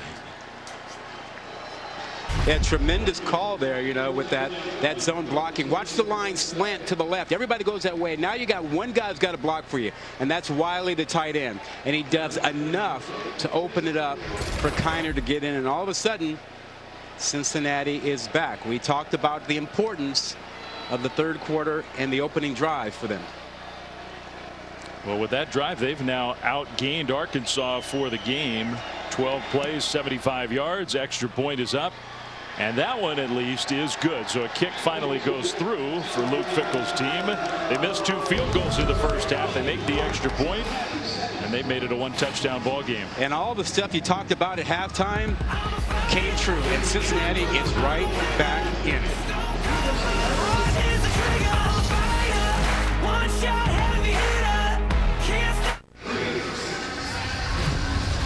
You're watching the SEC on ESPN, and there's nothing quite like an SEC football Saturday. This one to start the year. They are so excited for this season here in Fayetteville. But the Razorbacks, they have their hands full. Cincinnati on the board. It's a 1-touchdown spread, and the kickoff will go into the end zone for a touchback. And let's go down to Tiffany. Hey guys, when I spoke with Coach Sam Pittman, he told me in this half they've got to get the throwing game going. But then he said it's a fine line. When we hand the ball off and run it, good things are happening. He said we just got to see some more consistency. He said in this second half they want to come out and establish a physical run game, guys. Yeah, well, they didn't start the game that way. They came out throwing the ball after talking about being physical all week. And now, you know, they haven't dominated Cincinnati physically like I think a lot of the players and the staff thought they might. They thought they had a size advantage. Cincinnati's really hung in there with them, particularly on defense. By the way, we're thrilled to have Tiffany Blackman as a part of our crew this year. Yeah, yay Tiff. First possession of the second half for Arkansas, and Cincinnati kind of stretches that play out so that multiple defenders can come and help make the play. The tackle right around that line of scrimmage. Yeah, you called it. Taj Ward, 15, did a great job of containment, staying on the edge, forcing everything inside, and let his mates come in and make the tackle. Yeah, and Ivan Pace may get credit for that tackle. He's going to get a lot of tackles this year, I think. Rocket Sanders, a little misdirection there, but Cincinnati read it well. So another couple yards, but it'll be 3rd down and maybe 6. So the Bearcats have a chance to get a quick stop here. The pass across the middle, and that's Trey Knox, and that will be good enough for a 1st down. Trey Knox is big enough to where it doesn't matter if you're trying to stop him. He'll fall down for the 1st down at 6'5". And about 245. They think he's poised to have a big year. Converted wide receiver. He's gotten bigger and stronger.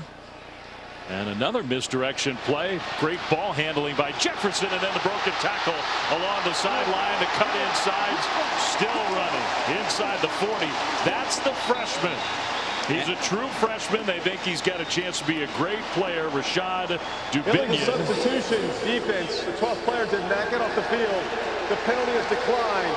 Results in the play is a 1st down. And he did it against 12 defenders. Yeah, and Arkansas did not even want to have that announced. They wanted to go. They were trying to go fast, so they feel like they've been penalized by not being able to go as fast after that play. And they have so many good ball carriers on this team. We'll see how much action Dubinion can get. I think that's a backwards pass. Hornsby, the backup quarterback, is going to take off, and he's also a track star.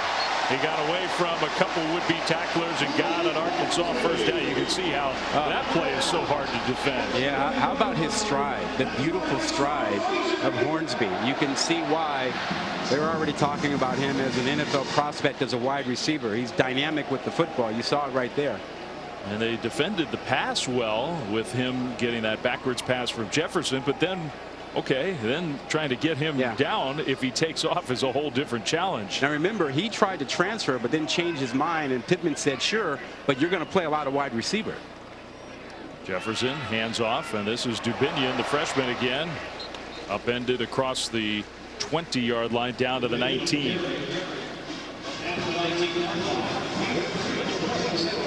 This is prime KJ Jefferson territory. He told us yesterday he knows when to take over a game. He knows when to make a play, when to run over a guy, when to juke a guy.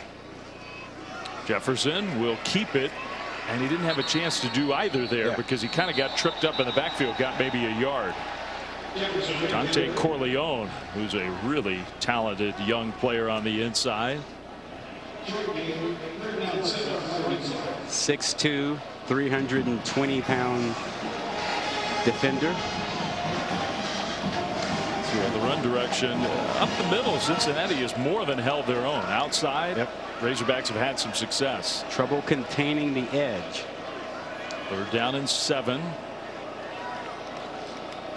Jefferson in the pocket. Pressure comes. He throws, and it's caught. What a catch! And a collision at the goal line. Touchdown. Jaden Hazelwood, his first Arkansas touchdown.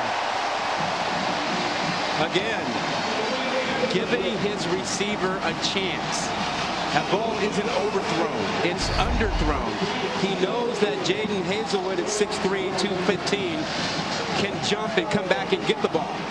He leaves it short to give him a chance. Again, the word at Arkansas is we don't want the long foul balls. We'll take the underthrow, give the receivers a chance, and you saw it right there. Well, that was beautiful. Jaden Hazelwood, who was Oklahoma's leading receiver last year. KJ Jefferson, he took the lead on recruiting Hazelwood once he decided to transfer, and I think those two are going to hook up a few times this year. Hey, told him if you come here, we're going to make beautiful music. We'll make touchdowns. And promise kept opening week. She's a lotus and I'm the conductor of a magnum opus. Simply braggadocious. Why don't we take advantage of this moment? And wherever you are. The greatest story ever played. The College Football Playoff on ESPN.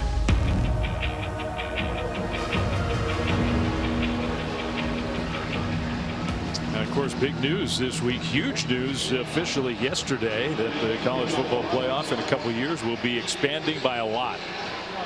It's going to impact the game dramatically. It's going to, I think, be great for the fans. There'll be more interest nationwide, I think, following teams trying to stay alive for the playoff. And who knows when it's going to begin? That's sort of up in the air. If you're a program like Arkansas and you got to play in the SEC West, it gives you a little margin for error. Yep. Razorbacks up by 2 touchdowns after the impressive drive. Kick return. The dangerous Trey Tucker out across the 25, close to the 30.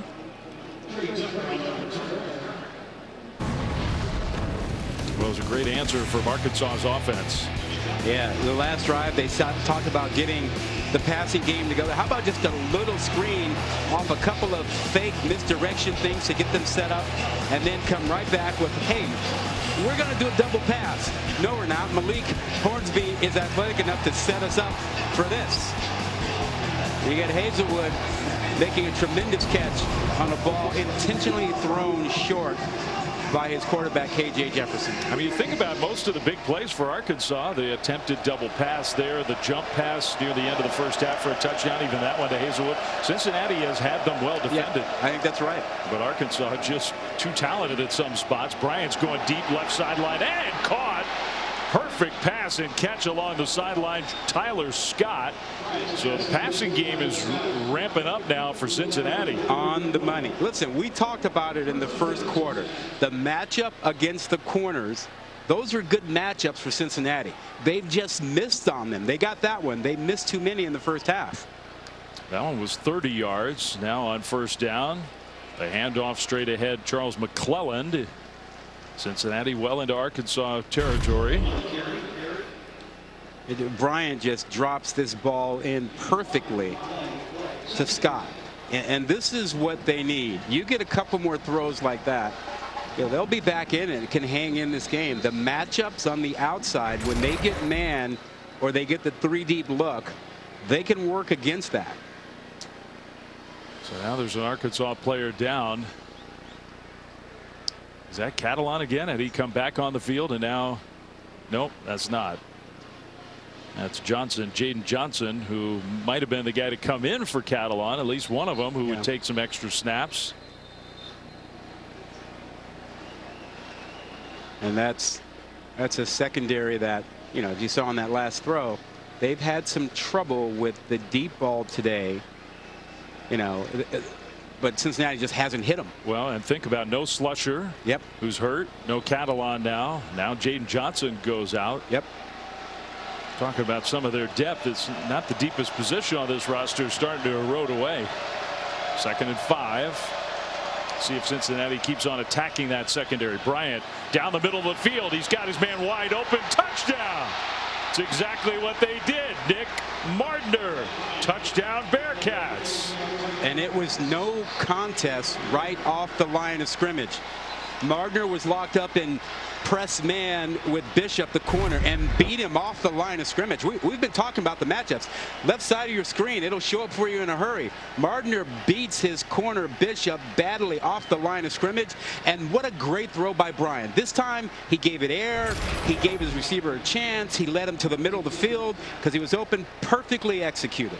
Well, that didn't take long for Cincinnati to answer. 3 plays, 71 yards. Mardner's first Bearcats touchdown, the Hawaii transfer. He put up a lot of numbers for Hawaii last year. Extra point up, and that one is good.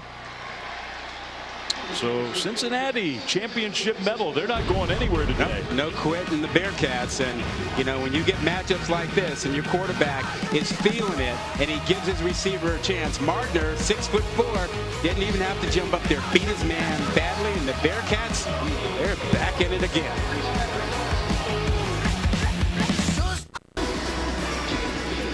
Well, you can imagine how excited they're getting now, getting closer and closer to kickoff. 7:30 Eastern tonight on ABC. Top 5 matchup, Notre Dame and Ohio State. What a terrific game that is from Columbus. That's going to be a great atmosphere also, like we have here today. Hope they have something left. They were there early this morning for game day. Cincinnati has scored twice on 2 possessions here in the second half. A kick return for Arkansas. And not a lot of room. That's not going to be great field position. A.J. Green decided to bring it out. Now penalty flags are thrown on that kick return. Back, another look at that touchdown. Yeah, when you're in press coverage, you're up there, you have to get your hands on the receiver and redirect him. Otherwise, it's a free release and you are chasing, and you cannot chase. You don't have deep help. So the defensive back fraternity, and I'm part of that. I played that spot. Holding return team number 17. The penalty is half the distance from the end of the run. It'll be first down Arkansas. When you are up there, you have to get your hands on the receiver. If not, the receiver will celebrate and the band will play, and that receiver will get to bang the drum because you didn't get your job done. Get your hands on the receiver when you're in press coverage. Oh, Ben Bryant's gotten hot here in the second half. 2 for 2 on those long passes for 66 yards and now a touchdown. He's led 2 touchdown drives since coming out of the locker room. Yeah, and they've taken the crowd out of this with the touchdown pass and then the bad decision and penalty on the kick return. It's getting very quiet in here. Now, Cincinnati defense has a chance here for a stop and some good field position. Arkansas begins at their own 8. So this is a big sequence here in this game. 6:44 to go, 3rd quarter. KJ Jefferson, the ball's on the ground. He and his running back collided. The ball's loose. Bearcats think they have it. No signal yet. And it's Cincinnati ball. Wow. You talk about a bad streak. You give up a touchdown pass for execution, and then you have a bad decision to return a kick. You get a penalty, and then on the first play for your offense, bad snap, quarterback can't handle it. You can't get on it. You got 3 guys around it. Cincinnati is in business. Yeah, it was less a collision between the 2 guys as Sanders ran right into the ball. That low left snap. Yeah, I mean, he had no idea the ball was on the ground. He's just running his path on that running play, and now Cincinnati 1st and goal from the 3-yard line. 3 yards away from probably tying this game. Oh, heavy formation, 3 tight ends. They'll pitch it. A penalty flag though, and that one, if that's against the Bearcats, that's huge. It is. That's going to be a false start. Yeah, you can't have that. Offense number 11, 5-yard penalty. It remains first down. Why are you in such a hurry? Can't be. No. You got extra tight ends. You're loaded up. You know the snap count. Our 3rd guy in from the left side. No reason. Well, Leonard Taylor definitely jumped. And it changes your play call. It changes everything down here now. Important for Cincinnati to have a good first down play. Gives Arkansas some hope, trying to get a stop. Bryant handoff, another flag thrown, and Kiner's wrestled to the ground quickly. I think another false start. Yeah. Wow. Listen, I don't think this was crowd noise. It wasn't that loud down there as far as I could tell. Especially not for the Illegal first formation, one. offense, more than 4 players in the backfield at the snap. 5-yard penalty. So Remains first that's down. just a bad formation. Yeah. No excuse. You have the ball at the 3-yard line, 1st and goal, trying to tie the game. Momentum on your side, feeling great, and now it's 1st and goal from. Yeah. Now, if I'm Arkansas defensively, I want to protect my corners. You know, I've been beaten lately in man coverage. They struggle. They haven't. Cincinnati didn't hit all the ones that they could, but I want to protect them a little bit, give them a little safety help down here. The man-to-man on this trips is a bit of an issue. Crossing routes, you can get mixed up here. Play zone down here if you're Arkansas. Now it's definitely loud.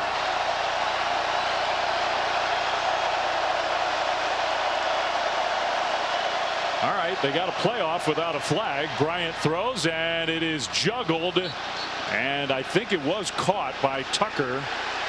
And now another official comes in and says no. Rolling Ball on the hit the field is grass. an incomplete pass. 2nd down. I think that's the right call. You see from this angle, does he have control going to the ground and complete it? No. Good call. Good call. So it's going to be 2nd and goal from the 13, and it will get louder.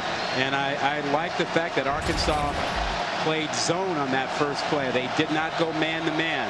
Again, those matchups have not been good on the outside for them when they go man. Another flag, and this time they took too much time. Wow. Play of game. Offense. 5-yard penalty. Remains 2nd down. Luke Fickell told us that he felt like he hadn't prepared his team for the playoff game in that environment, and that they would do a better job of it this week. And they have for the most part, except for this critical situation. They've been a little bit undisciplined down here, and now the crowd is into it. I would say they are.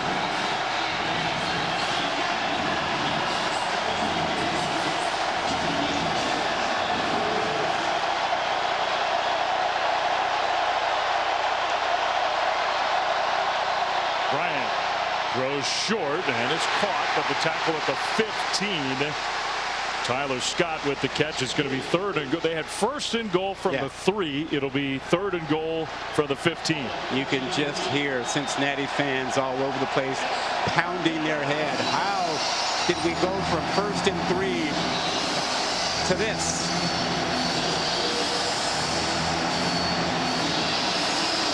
Arkansas defensively, be patient, stay in the zone coverage.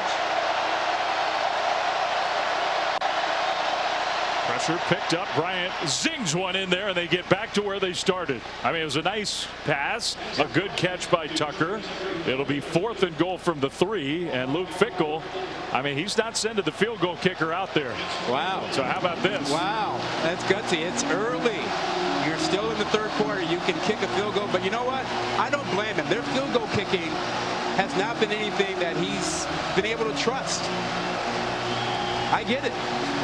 Ordinarily, I'd say, you know what, kick your field goal, plenty of time left in the game, but when you have no confidence in your kicking team, might as well go for it.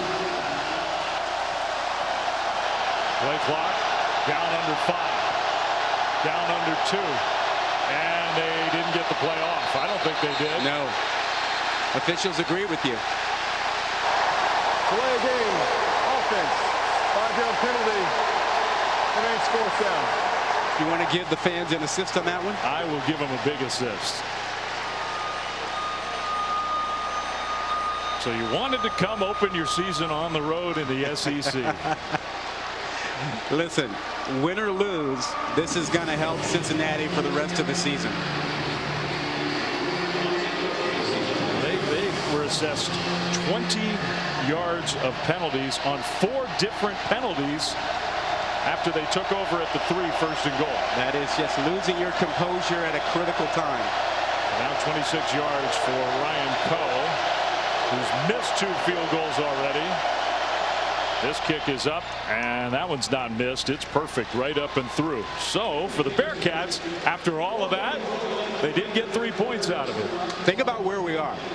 We had Arkansas go through a series of mistakes that led to Cincinnati getting back in the ball game. Poor coverage, touchdown pass, and then a poor decision on a kickoff return, followed by a penalty, followed by a fumble. And then we have Cincinnati come out, and they fall apart when they have a chance to get a tying touchdown. So really right now, it's which team gathers itself the best and plays with some composure going forward. That's really the issue right now. Well, we were given an assist to the fans for that error in operation. The student section, the Taco Bell Live Más Student Section of the Year contest has returned. To celebrate, Taco Bell will be providing rewards to students all season long. What do they nickname the student section here? I don't know. The Trough. Do you know that they teach all freshmen during orientation to call the hogs? All 8,500 of them, they learn it 500 students at a time in an auditorium. It takes them about half an hour to make sure they all get it down right, and then they're rolled to the next 500. Although, you know, most people in these parts learn to call the hogs by the time they're 10. Yeah, I think most students who come here already know the deal. Kickoff into the end zone. And this will be a touchback. Well, tomorrow and Monday we got 2 more great college football matchups for you. Tomorrow, Sunday, Brian Kelly, his coaching debut at LSU. And I think everybody in the SEC is just fascinated to see how the whole thing's going to go. Not just tomorrow, but going forward, it'll be LSU and Florida State. 7:30 on ABC. I think that's going to be a surprisingly good game. I think Florida State might be finally getting somewhere near where they used to be. Remember, they had offensive line trouble for the longest. They may have plugged that a little bit. How about Clemson, Georgia Tech? Clemson, can DJ Uiagalelei have a better year? He was not very good last year, frankly. That defense is going to be nasty. Nasty. Good luck, Yellow Jackets, in that one on Monday. Play fake and a little dump pass to Trey Knox, the tight end who can move across the 35. So here comes Arkansas. Another Cincinnati helmet comes off. I mean, I really think that is a chin strap issue. That's just too many guys not wanting to wrap it up as tight as possible, and it coming apart when you take a hit. I mean, one of your best players has to come off the field. Handoff, Sanders. Not much room there. Straight ahead for a yard, maybe 2 on first down. You know, players are always struggling with that line between comfort and safety. You know, safety, they want you to buckle up the chin strap as tight as possible, and you're trying to be a little bit comfortable, and so you might let that go a little bit, and unfortunately it results in helmets coming off and guys missing plays. 2nd and 8. I don't think this was a designed quarterback run, but KJ Jefferson runs anyway, and Shepard, who came back in after getting his helmet fixed, came up with a tackle to be 3rd down. Smart decision to go low on a 235-pound quarterback. Because he'll run you over if you don't. Yeah, he will. This big 3rd down play for Arkansas, and they need close to 5. Jefferson in the pocket, throws over the top, and it is incomplete, but 2 different penalty flags thrown. Trying to hit the running back Sanders out of the backfield. Deshaun Pace, Javon Hicks, both were there. Defense number 20. They'll call Pace. 15-yard penalties enforced in the previous spot and includes an automatic first down. Yeah, you see the left hand grabs the shoulder pad, pulls it. It's impeding the receiver. You know, you can have a little contact, but when you impede him and intentionally try to keep him from catching the ball, that's when the flag comes out. Yeah, Cincinnati sideline was unhappy, but when you watch that replay, that was a penalty. Look, I never, hardly ever find pass interference, but that was clear to me. The former DB club, it's a tight-knit group. Never admit it. ever. Under 4 minutes to go, third quarter. Really good game here. 21-17 Arkansas. Looked like maybe they were just going to blow Cincinnati out after a couple things went against the Bearcats. Not the case at all. Jefferson throwing again, throws it short, and it's caught, but the throw was low, so Sanders, who had a lot of room in front of him, falls down. Yeah, if that's on target, Sanders is still running. Maybe that pressure in KJ Jefferson's face just enough for Cincinnati there. Jefferson steps forward like he was going to run, then was going to try to pass, then decides, nope, I want to do that. Inside the 35, down to the 32. If the sense, you get the feeling KJ Jefferson wants to take over. Wants to take over the game. He knows that this drive is important. Second year as the full-time starter for Arkansas. Very confident young man. KJ Jefferson, there's no doubt in my mind, you and I saw Arkansas last year, the year before, there's no doubt in my mind that he can be one of the best players, quarterbacks in all of college football. I think that's right. And he has a chance to have a special season. He'll hand it off. Sanders squirts through. Sanders inside the 15, down to the 13.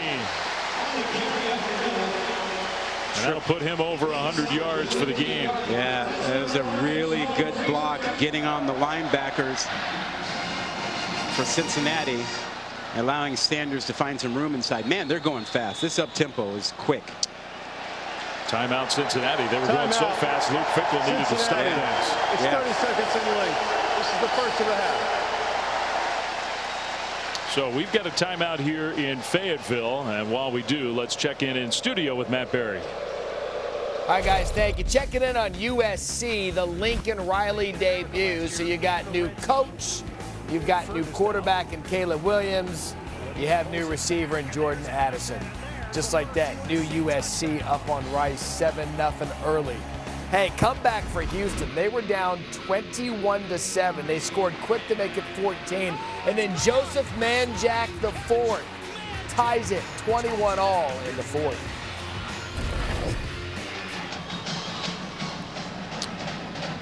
Well, that's a big game for Houston. Obviously, Houston and Cincinnati are so closely aligned now in the same conference and will stay in the same conference when those two move to the Big 12, and they're considered the two favorites their last year in the American. Yeah, they've battled the last couple of seasons and will continue that battle when both programs move over to the Big 12. The overall numbers pretty darn even here in Fayetteville. 2:18 to go, third quarter. Arkansas trying to expand their 4-point lead. Out of the timeout. Time of possession still in favor of the Bearcats. A lot of the scoring strikes for the Razorbacks have happened fast. Yeah, I think you've got to roll the dice defensively if you're Cincinnati. You got to bring a little pressure here.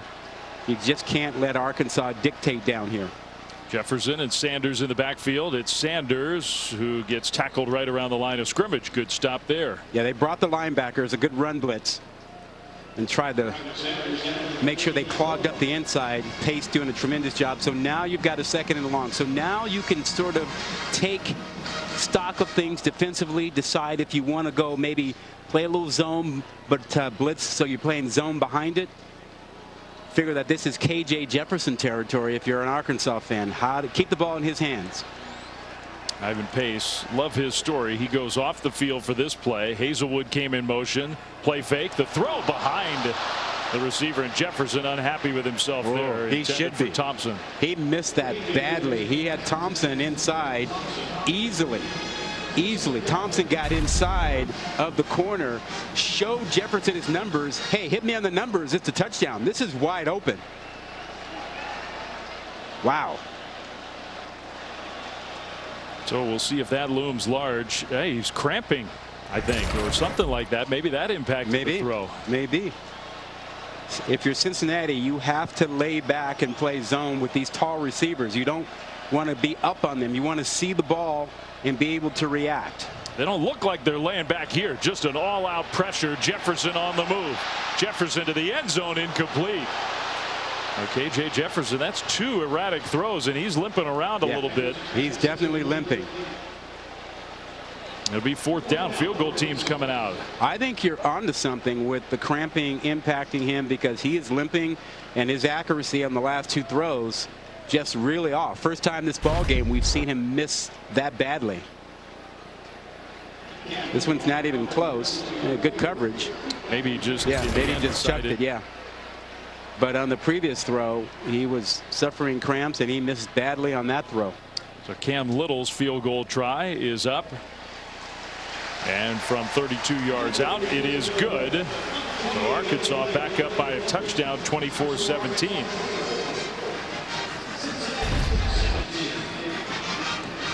This guy, Cam Little, has a leg. This one is true. And like I said, we saw him in warm-ups. Drilling them from 52 yards would have been good in warm-ups from a good 58, 59. It could come into play late in this game. Very well could. Freshman All-American kicker last year. So Arkansas's offense moves down the field, but they have to settle for 3. First field goal of the game for the Razorbacks. KJ Jefferson. It looks to be okay. I mean, I'm not a doctor. I'm not down there, but it does appear to be some sort of cramping issue. Well, it's been a rough day for him. Remember, he took a lot of hits in the first half and had some sort of an upper body issue that bothered him, and now it seems to be lower body. It's been a long, hot day. Listen, we've talked about the hitting and how physical this game has been. It really has been as physical as any football game opening weekend I can recall. See, now you're sounding like a coach with the upper body, lower body thing. Because I'm not sure where it is. That's what we get from these coaches all the time now. Yep. Touchback. After the field goal, Cincinnati will get the ball back, and another check-in studio with Matt. Guys, the last thing Nebraska needed today was to struggle with North Dakota, but they're doing just that. Tied at 17, late 3rd quarter. Anthony Grant fights his way off the left side, 46-yard touchdown. Nebraska takes a 24-17 lead into the 4th quarter. We'll keep you updated on that one, because Billy Napier getting ready to make his debut at the Swamp. Utah, perhaps the Pac-12's best chance to make the playoff. They travel to the Swamp. That coming up after your game goes final.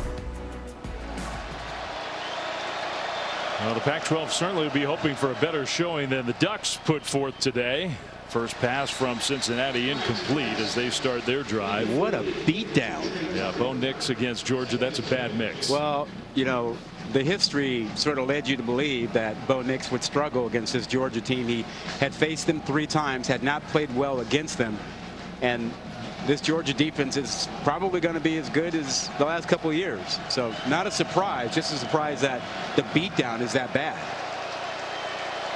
Utah, I think a much better chance to show up tonight in Gainesville. Final 2 minutes of the 3rd quarter here. Bryant across the middle. Man, Ben Bryant is feeling so much more confident now. That's the tight end Josh Wiley, another Cincinnati first down. Yeah, he took his time and went from his 1st to 2nd to 3rd receiver and threw a bullet. So 1st and 10 outside their own 40. Bryant takes a monster hit. Oh my goodness. Yeah, he did. The pass is incomplete. He got up. That was Eric Gregory. All 303 pounds of Gregory. Just watch the hit here and full body on him. Oh, that hurts, and he's going to feel that tomorrow. You know, I think he knew that was coming, and he shortened his stride a little bit. You see the accuracy was way off. I don't blame him on that one. Handoff, that's Kiner, and Corey Kiner gets stopped after a gain of maybe 2. It'll be 3rd and long. Well, you're not going to get the matchup you want on the outside 3rd and long. They're going to protect the corners a little bit. So you're thinking in terms of your matchup with the slot guys, crossing routes. That's what you'll get. Just your best possibility here if you can protect your quarterback. Arkansas might have jumped. A flag is thrown. This could be a free play for Ben Bryant in Cincinnati. The heave downfield, and another penalty flag is thrown. It's incomplete. So now you might have 2 against the Razorbacks, and that second one might be really damaging. Yeah. Brini took a shot at the receiver, and I think that was Mardner, while the ball was in the air. And Latavius Brini, the Georgia transfer, one of the last healthy bodies in that Arkansas secondary. We know what the first penalty is. There is no foul for pass interference. Offside, defense, 5-yard penalty, remains third down. Okay, so the second penalty flag was picked up. It's just the offsides. It'll be another third down play coming. Well, then they had to decide that the ball wasn't in the air when he made contact down there, because there was clearly contact. And you'll see there's a offside penalty, the upper part of the screen there.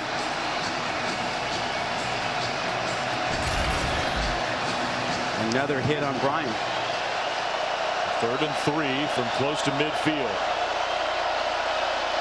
Taylor, the tight end, came in motion. Bryant in the pocket. He's going deep again. He's got his man. He underthrew it, but it's completed anyway. First down, Cincinnati. That's the tailback, Charles McClellan. Gave him a chance. He didn't overthrow him. You see the adjustment from Bryant. He missed those throws in the first half. Took something off of it.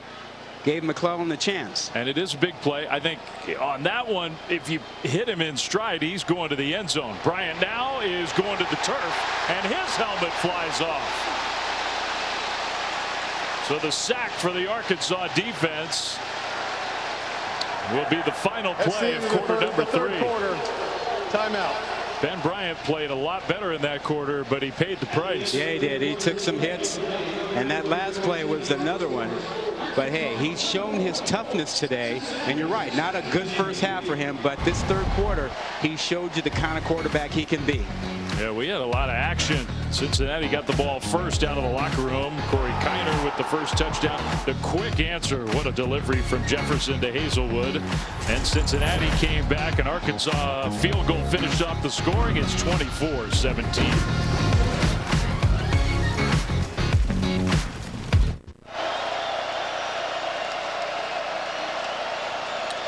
Well, we start the fourth quarter, and because the helmet came off Ben Bryant, Evan Prater is in at quarterback.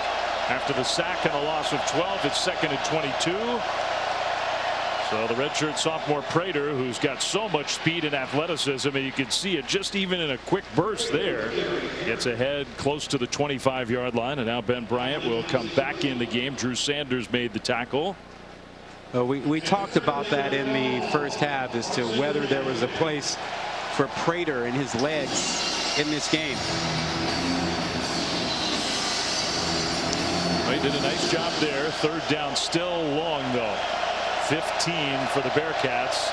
Down by a touchdown on the road. Bryant throws a screen pass with blocking ahead. McClellan cuts it upfield. Broke a tackle inside the 10. Dives for the pylon, and no signal. I guess he was out of bounds just inside or around the 1. Now there's a penalty flag down back at the line of scrimmage. Perfect call. Screen with blocking in front. Holding offense number 74. Wow. 10-yard penalty from the spot of the foul. That is Jeremy Cooper, left guard. Well, what a huge penalty that is. Luke Fickell's unhappy with that call.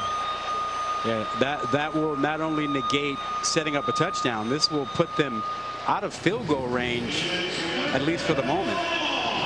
Well, it was just the perfect call and executed beautifully, except for the hold.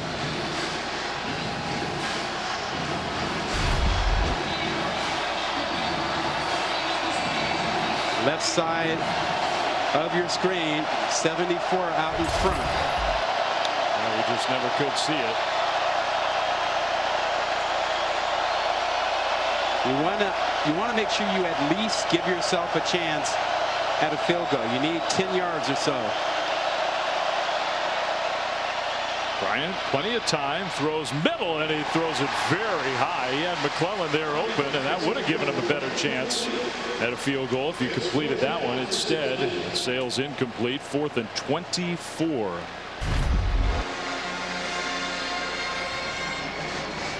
All right, let's see. Did he get him? Yeah, reaching up. Didn't need to. He's going to miss very little touch. but still didn't need to, because let your running back go one-on-one and see what happens. And when you just grab the jersey out of the open like that, you're going to get penalties. You're going to get flagged, yeah. And you didn't even get a good block out of it. You didn't hold to help the play at all. This would be a 53-yard field goal try if they actually try it. Be cautious of a block here. He doesn't necessarily get the ball up quickly. Didn't look like it in warm-ups. Another flag. They committed a delay of game penalty. Kicking team. 5-yard penalty. Makes fourth down. In this second half, and you can read the lips. You don't have to be a master lip reader to see what Luke Fickell just said, and I agree with him. And that's just sloppy. Yeah.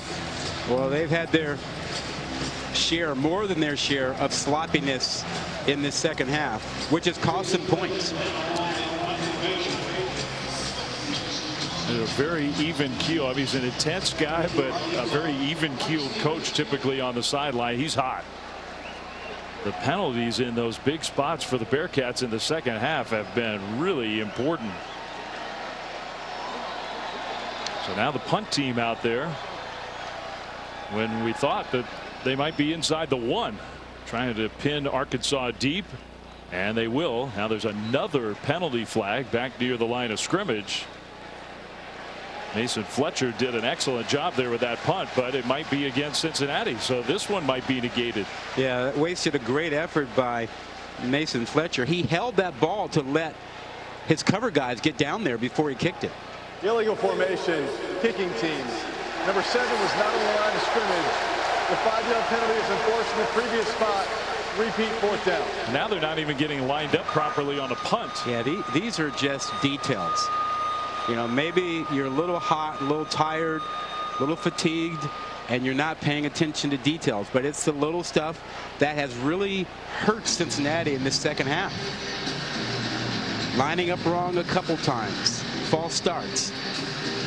And it's cost them at least 7 points, maybe possibly 10. And we'll see. Maybe Mason Fletcher can bail him out here and do that again, because that was just about as good as you could do it. It's not the total yardage, it's the number of penalties and when they were committed that has really been tough. That's right. Still a long way to go in this one. It's only a 1 touchdown difference. All right, Fletcher's going to wait again, end over end again. Fair catch signal inside the 10. So that was a good job, not quite as spectacular, but still a good job. Arkansas will get the ball back, but first we'll step aside and come back to Fayetteville after this fourth quarter football in a 1 touchdown game. All right, it's our unbeatable performance brought to you by Xfinity. KJ Jefferson, the captain, the Arkansas quarterback. Statistically, Rod, not spectacular numbers, but a lot of great execution. He's made big plays when they had to be made. Touchdown passes, Hazleton, also to Knox, running for one. When they had chances, he delivered for them.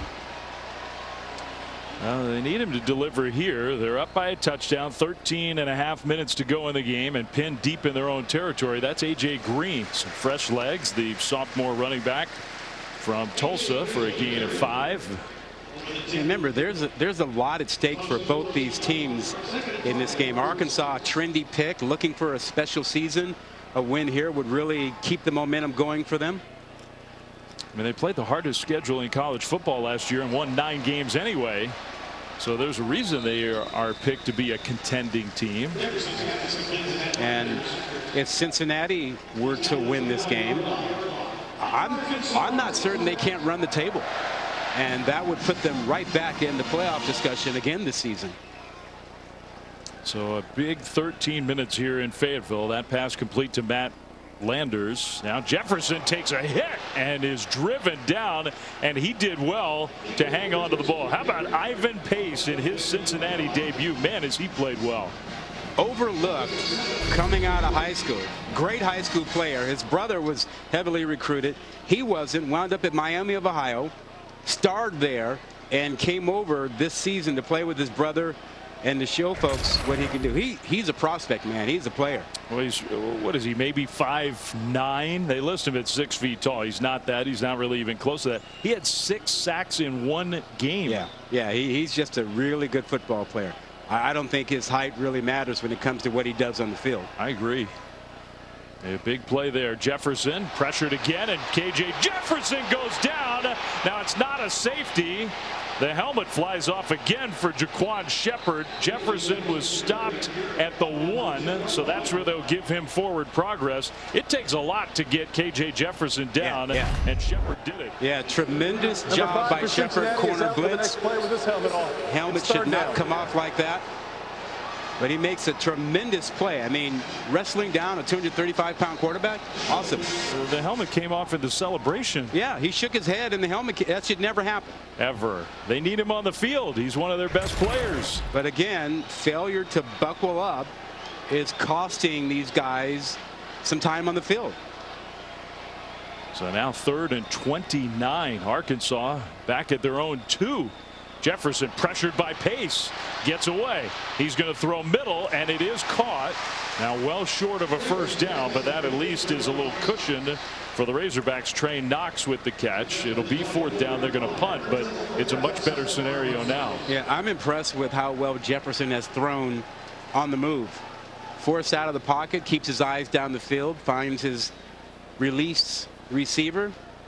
He's done a good job of that. That's a big play. You don't have to punt from your 2. You complete that, and you get it out close to the 25.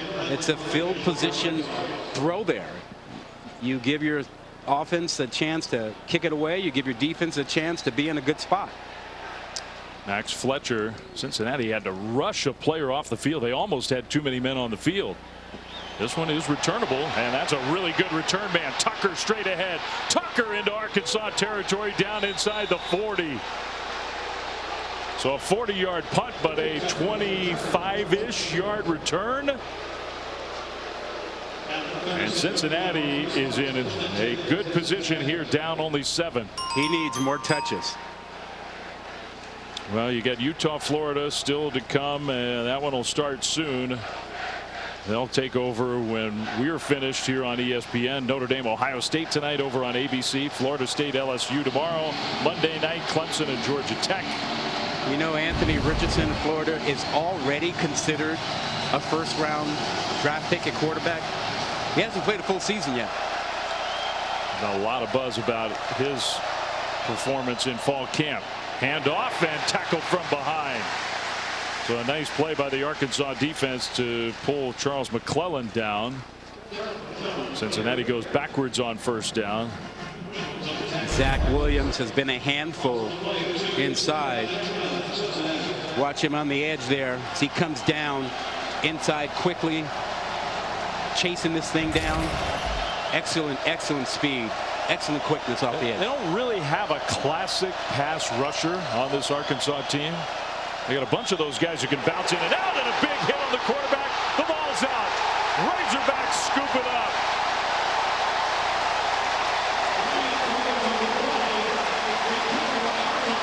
Jordan Dominic comes away with the ball. And I think he's a guy who jarred it loose too. I don't think there's any doubt. Ben Bryant's hand was not coming forward. That's a fumble. Not an incomplete pass. That's a fumble.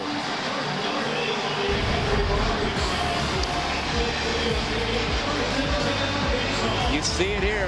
That hand never starts forward. Big hit. Great job. Dominic puts him in perfect position.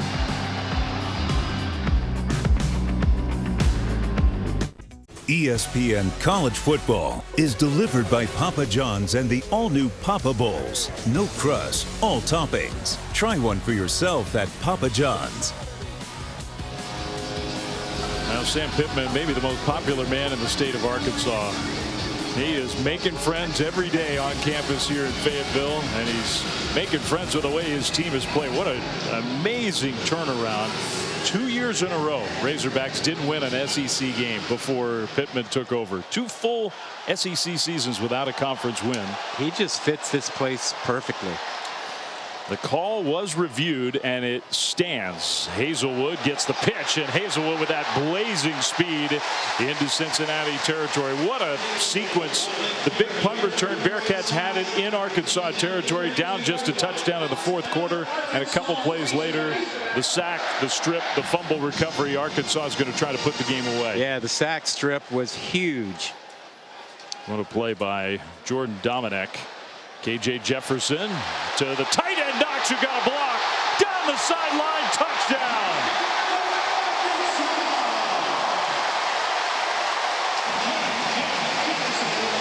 And I think the Bearcats are just stunned by what's happened in the last few minutes. Yeah. But listen, besides KJ Jefferson, Trey Knox has been the most outstanding player today. He's made play after play. And on that one, man, did he show you his speed at 6'5", 245. And that was just a check down. But he gets a great block, and he was off to the races. That's where he looks like the converted wide receiver. Yeah. I mean, he's big and strong now. Extra point is up and good.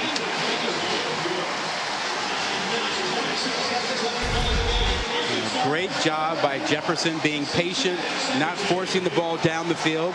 And there you see just a little check down, a little late release outside by Trey Knox, and then gets a tremendous block on the edge. And that's all he needed. Great speed. Safety couldn't come over and help. And that's where Keytron Jackson should get some credit. You don't have to pancake the guy. Just get in the way. Get in the way. What a big play for Sam Pittman's team.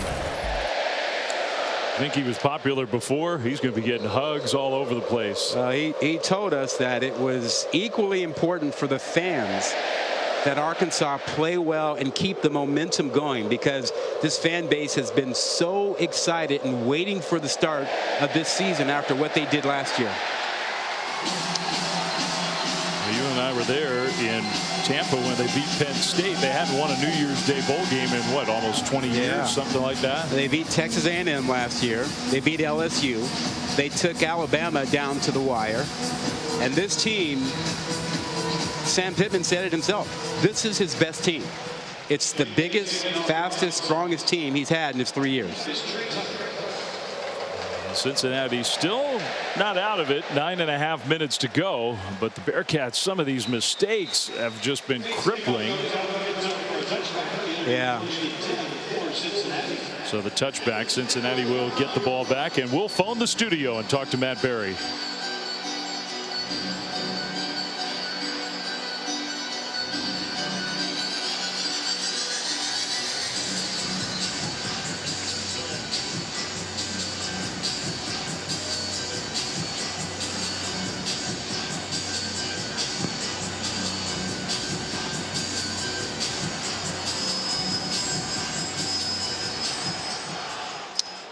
Well, they got some work to do, Rob, but Billy Napier, he is a really smart coach. Yeah, he is. And he's got some talent on that team. A lot of speed on defense. Well, Cincinnati ball. That's Tucker in the backfield with all his speed. So Trey Tucker for a nice gain. The Bearcats in this second half, they picked up yardage in chunks. They've had some big plays with the time left on the clock. And then they gave it back with penalties. They did. The penalties, that may be what Luke Fickell ultimately remembers from this game if his team can't come from behind. Because they happen at the worst times. Handoff and a nice, powerful run. You can see why they like Corey Kiner across the 40. First down, Cincinnati. It's good to see Kiner back out there after he suffered what looked like, a real tough knee injury in the first half. But he's been back out there lately, running the ball, running hard. He could be the every down back that they're looking for. He's got a lot of burst, that's for sure. Kiner, another carry, again straight ahead. This time just a couple yards on first down. Well, you don't have to rush, but when you're down 2 scores and the clock's winding and it's under 9 minutes to go, you do have to play with urgency. Yeah.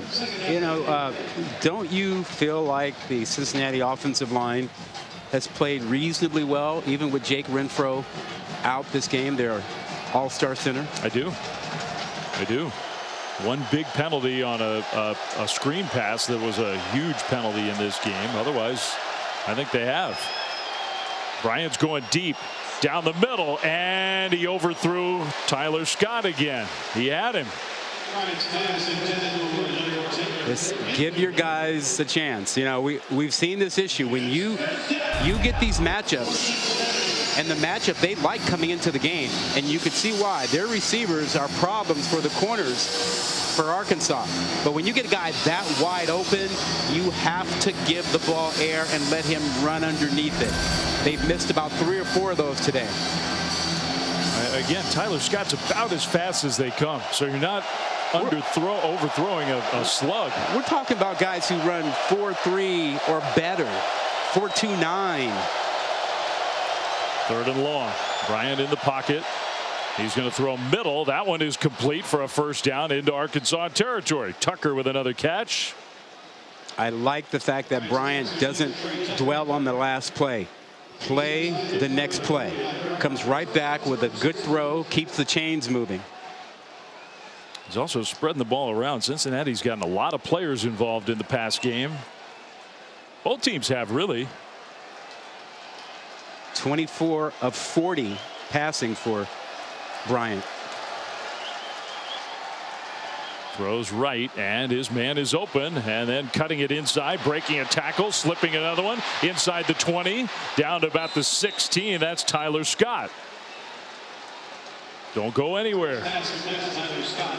Now this is the area of the field where Cincinnati's had some issues with penalties, crowd noise, and the like.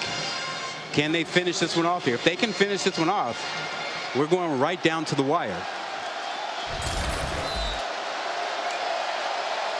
Under 7 minutes to go. Only 1 touchdown, 3 trips inside the 20. Bryant toward the end zone, incomplete. Wiley, the intended target. It'll be 2nd down.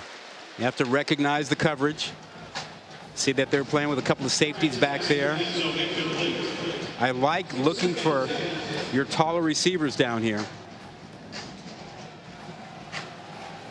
No Jalen Catalon, and we did finally find Jalen. We were looking for him, the All-American safety for Arkansas. He was in the locker room, came back out, and almost had a makeshift sling on his right arm and shoulder. Handoff, McClellan gets tackled immediately by Landon Jackson. And Catalon's missing is huge because he's also the quarterback of that secondary. Well, that's good news, because before he had that right arm sort of in that towel like it was a sling. Yeah, that looks better. But it was his right shoulder that was injured last year, and he missed the final 7 games of the year. Good to see him using that left arm too. Yeah, I thought it was the other one that he was favoring earlier, but anyway, it's good to see him out on the sideline. But he won't be coming back in this game. Now it's 3rd and 9. 2 down territory. Has to be. Clock running. They've had a bunch of delay of game penalties. They almost had one there, but they got the play off. Bryant steps up, throws, middle, touchdown. That's Leonard Taylor, the tight end. Nice play by Ben Bryant to buy some time, and an extra point away from being down just 7. Oh, great patience and climbing the pocket by Bryant, waiting for Taylor to break away from Brini. At Arkansas playing a little bit more man coverage here. You'll see the tight end matched up with Brini. Goes inside of him. Brini lets him go. He thought there was help on the inside. Luke Fickell's team just will not go away. Extra point up and good. So it's 31-24. Cincinnati's got 2 timeouts. There's 5:49 on the clock. Good patience. Climb that pocket. Wait for your tight end to come across free in the middle of the end zone. We got ourselves a 1-possession game.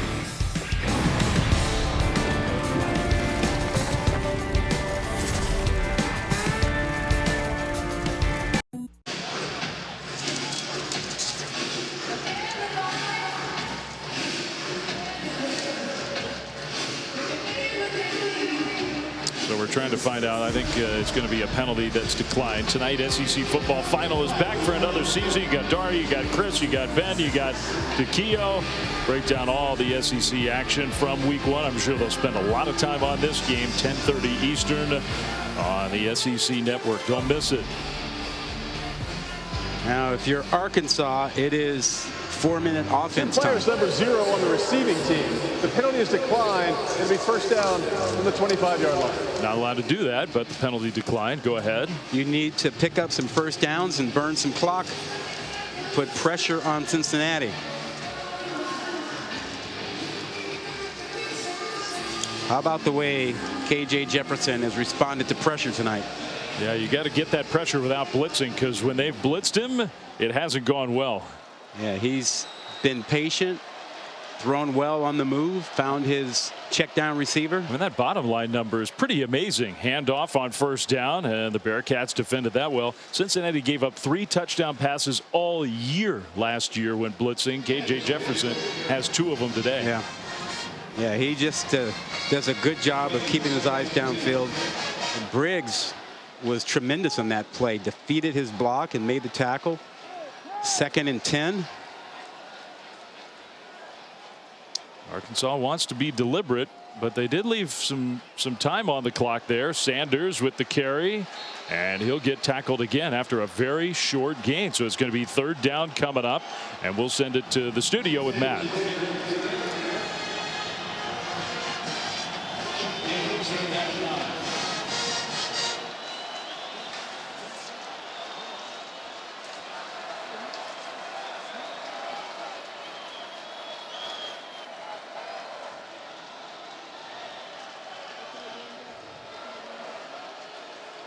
All right, so I mean, look, it makes it maybe a little more complicated if you're a fan, but it means we got a lot of stuff, good stuff going on here week 1. This game coming down to the wire, and a 3rd and 9 play. Jefferson steps up, going to try to run for it. KJ Jefferson breaks a tackle, and he'll get the first down. What a big play that is. Yeah, well, he talked about it yesterday.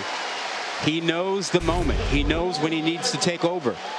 And that was a drop back pass, but he knew and trusted himself to go get that first down and keep the clock moving. Well, that's huge. Cincinnati was staring at getting the ball back with plenty of time. Now Arkansas can let that clock roll. That's a 3rd down and 10, and your quarterback breaks the back of the defensive coordinator with that call where he had everything covered he wanted, and the quarterback goes and picks up the first down. Just making a play. So the handoff on first down, straight ahead. Sanders, who's had a big afternoon, for a gain of maybe 3. Now under 4 minutes to go. And defensively, if you're Cincinnati, you still have to think about rolling the dice a little bit, bringing pressure to stop the run, getting your guys in there and try to hold up on the back end if you get play action. But you don't have a choice here. You got to stop the run and leave some time on the clock. Can't play soft here. And Arkansas really, their idea is take the play clock all the way down or close to it, because they've got the touchdown lead with the ball. Jefferson, handoff again. Sanders, and he gets close but stopped maybe a yard short, maybe 2. It'll be 3rd down. Football's got to be in Jefferson's hands here, right? I think so. I mean, who else do you trust in this situation? And I think you might be right. Cincinnati, you might have to sell out. You do. Just take a guess and see if you come up with a stop. But if I've got Jefferson at 235 pounds and need a yard, whether you go with the quarterback run game or you have him do the quarterback draw, whatever it is, you want him handling the football. And Cincinnati, bring everybody except your corners. They do have their 2 timeouts. Jefferson straight ahead, no nuance, no surprise, just power football and an Arkansas first down. Well, you have 2 problems now for Cincinnati. The clock, and you're giving up too much yardage. You might wind up getting a stop, but they'll be in field goal range to really seal things. Timeout of the half. All right, so Cincinnati does use one of their 2 remaining timeouts, so we'll take a break and come back for the final 2 minutes right after this.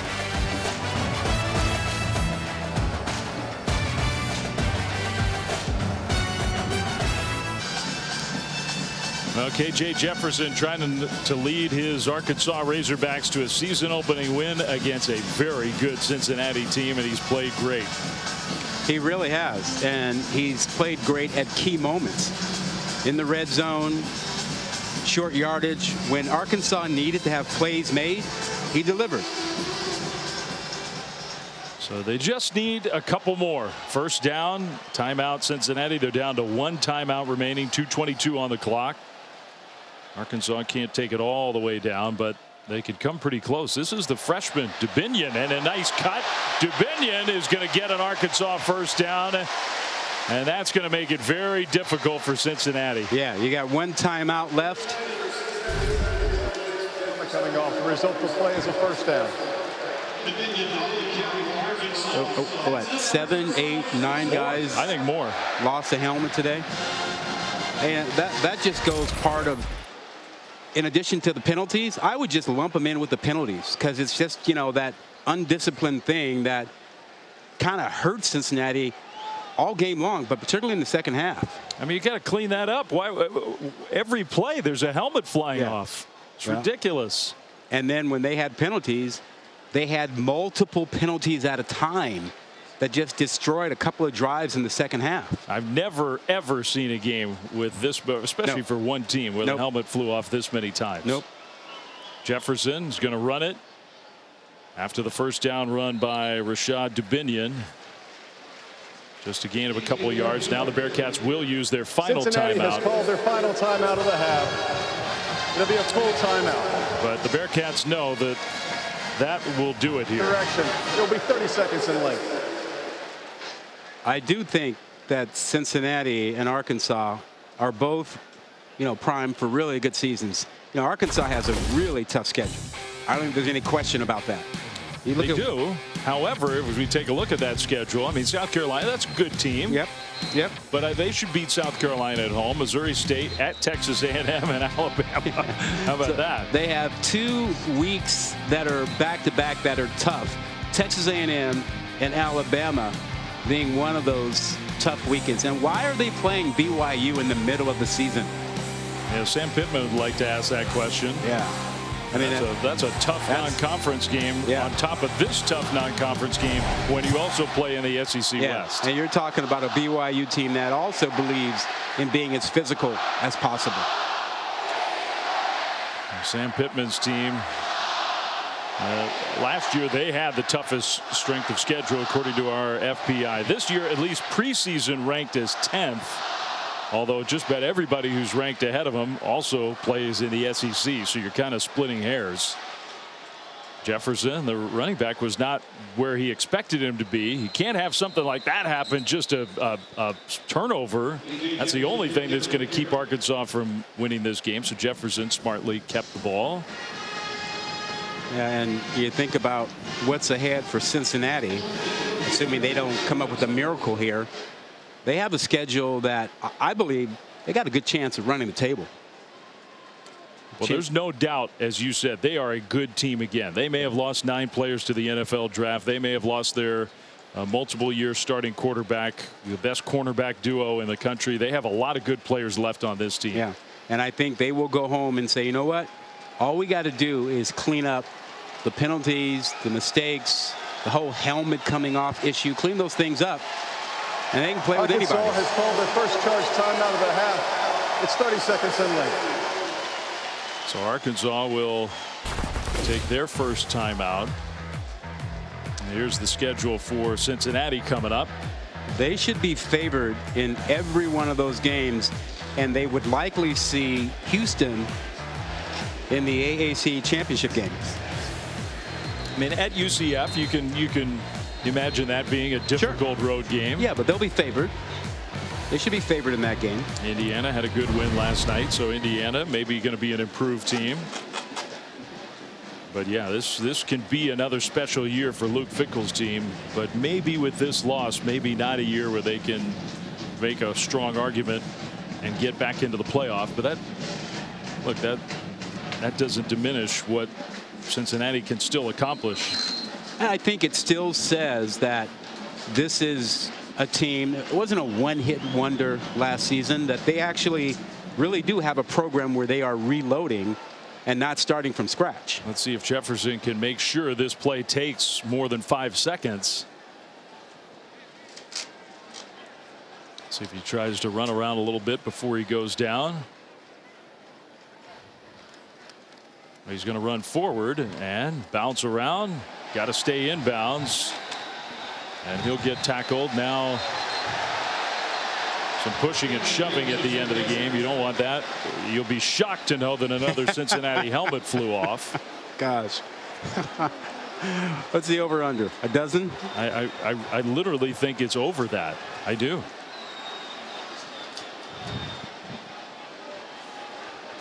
But Arkansas does not have to snap the ball again. They stopped the clock because of all the stuff after the play. During the play, number 10 for Cincinnati lost his helmet. By rule, the play is eligible for a 10-second subtraction. Please reset the game clock to 23 seconds. Start the clock when we're ready for play signal. It'll be 4th down. Start the clock and rev up the jukebox for Sam Pittman. He's going to celebrate this win. That was hard earned. Yeah, it was. Worthy opponent in Cincinnati. Big physical game, big time environment. Welcome back, college football. We missed you. They think it could be a special season here in Fayetteville. And I give both programs credit for playing this game. That's a tough one to start the year. The final seconds tick off the clock, and it's officially over. Arkansas with a 31-24 victory. It's been a long time since an Arkansas team has done what they just did. Beat a ranked team to start a year. First time since 1975 they beat a top 5 USC team that year. And we'll see if it can be a special year in Fayetteville. For Tiffany Blackman, for Rod Gilmore, Dave Fleming saying so long. Thanks for being with us. Utah, Florida coming up next. But first, we'll get you back to the studio.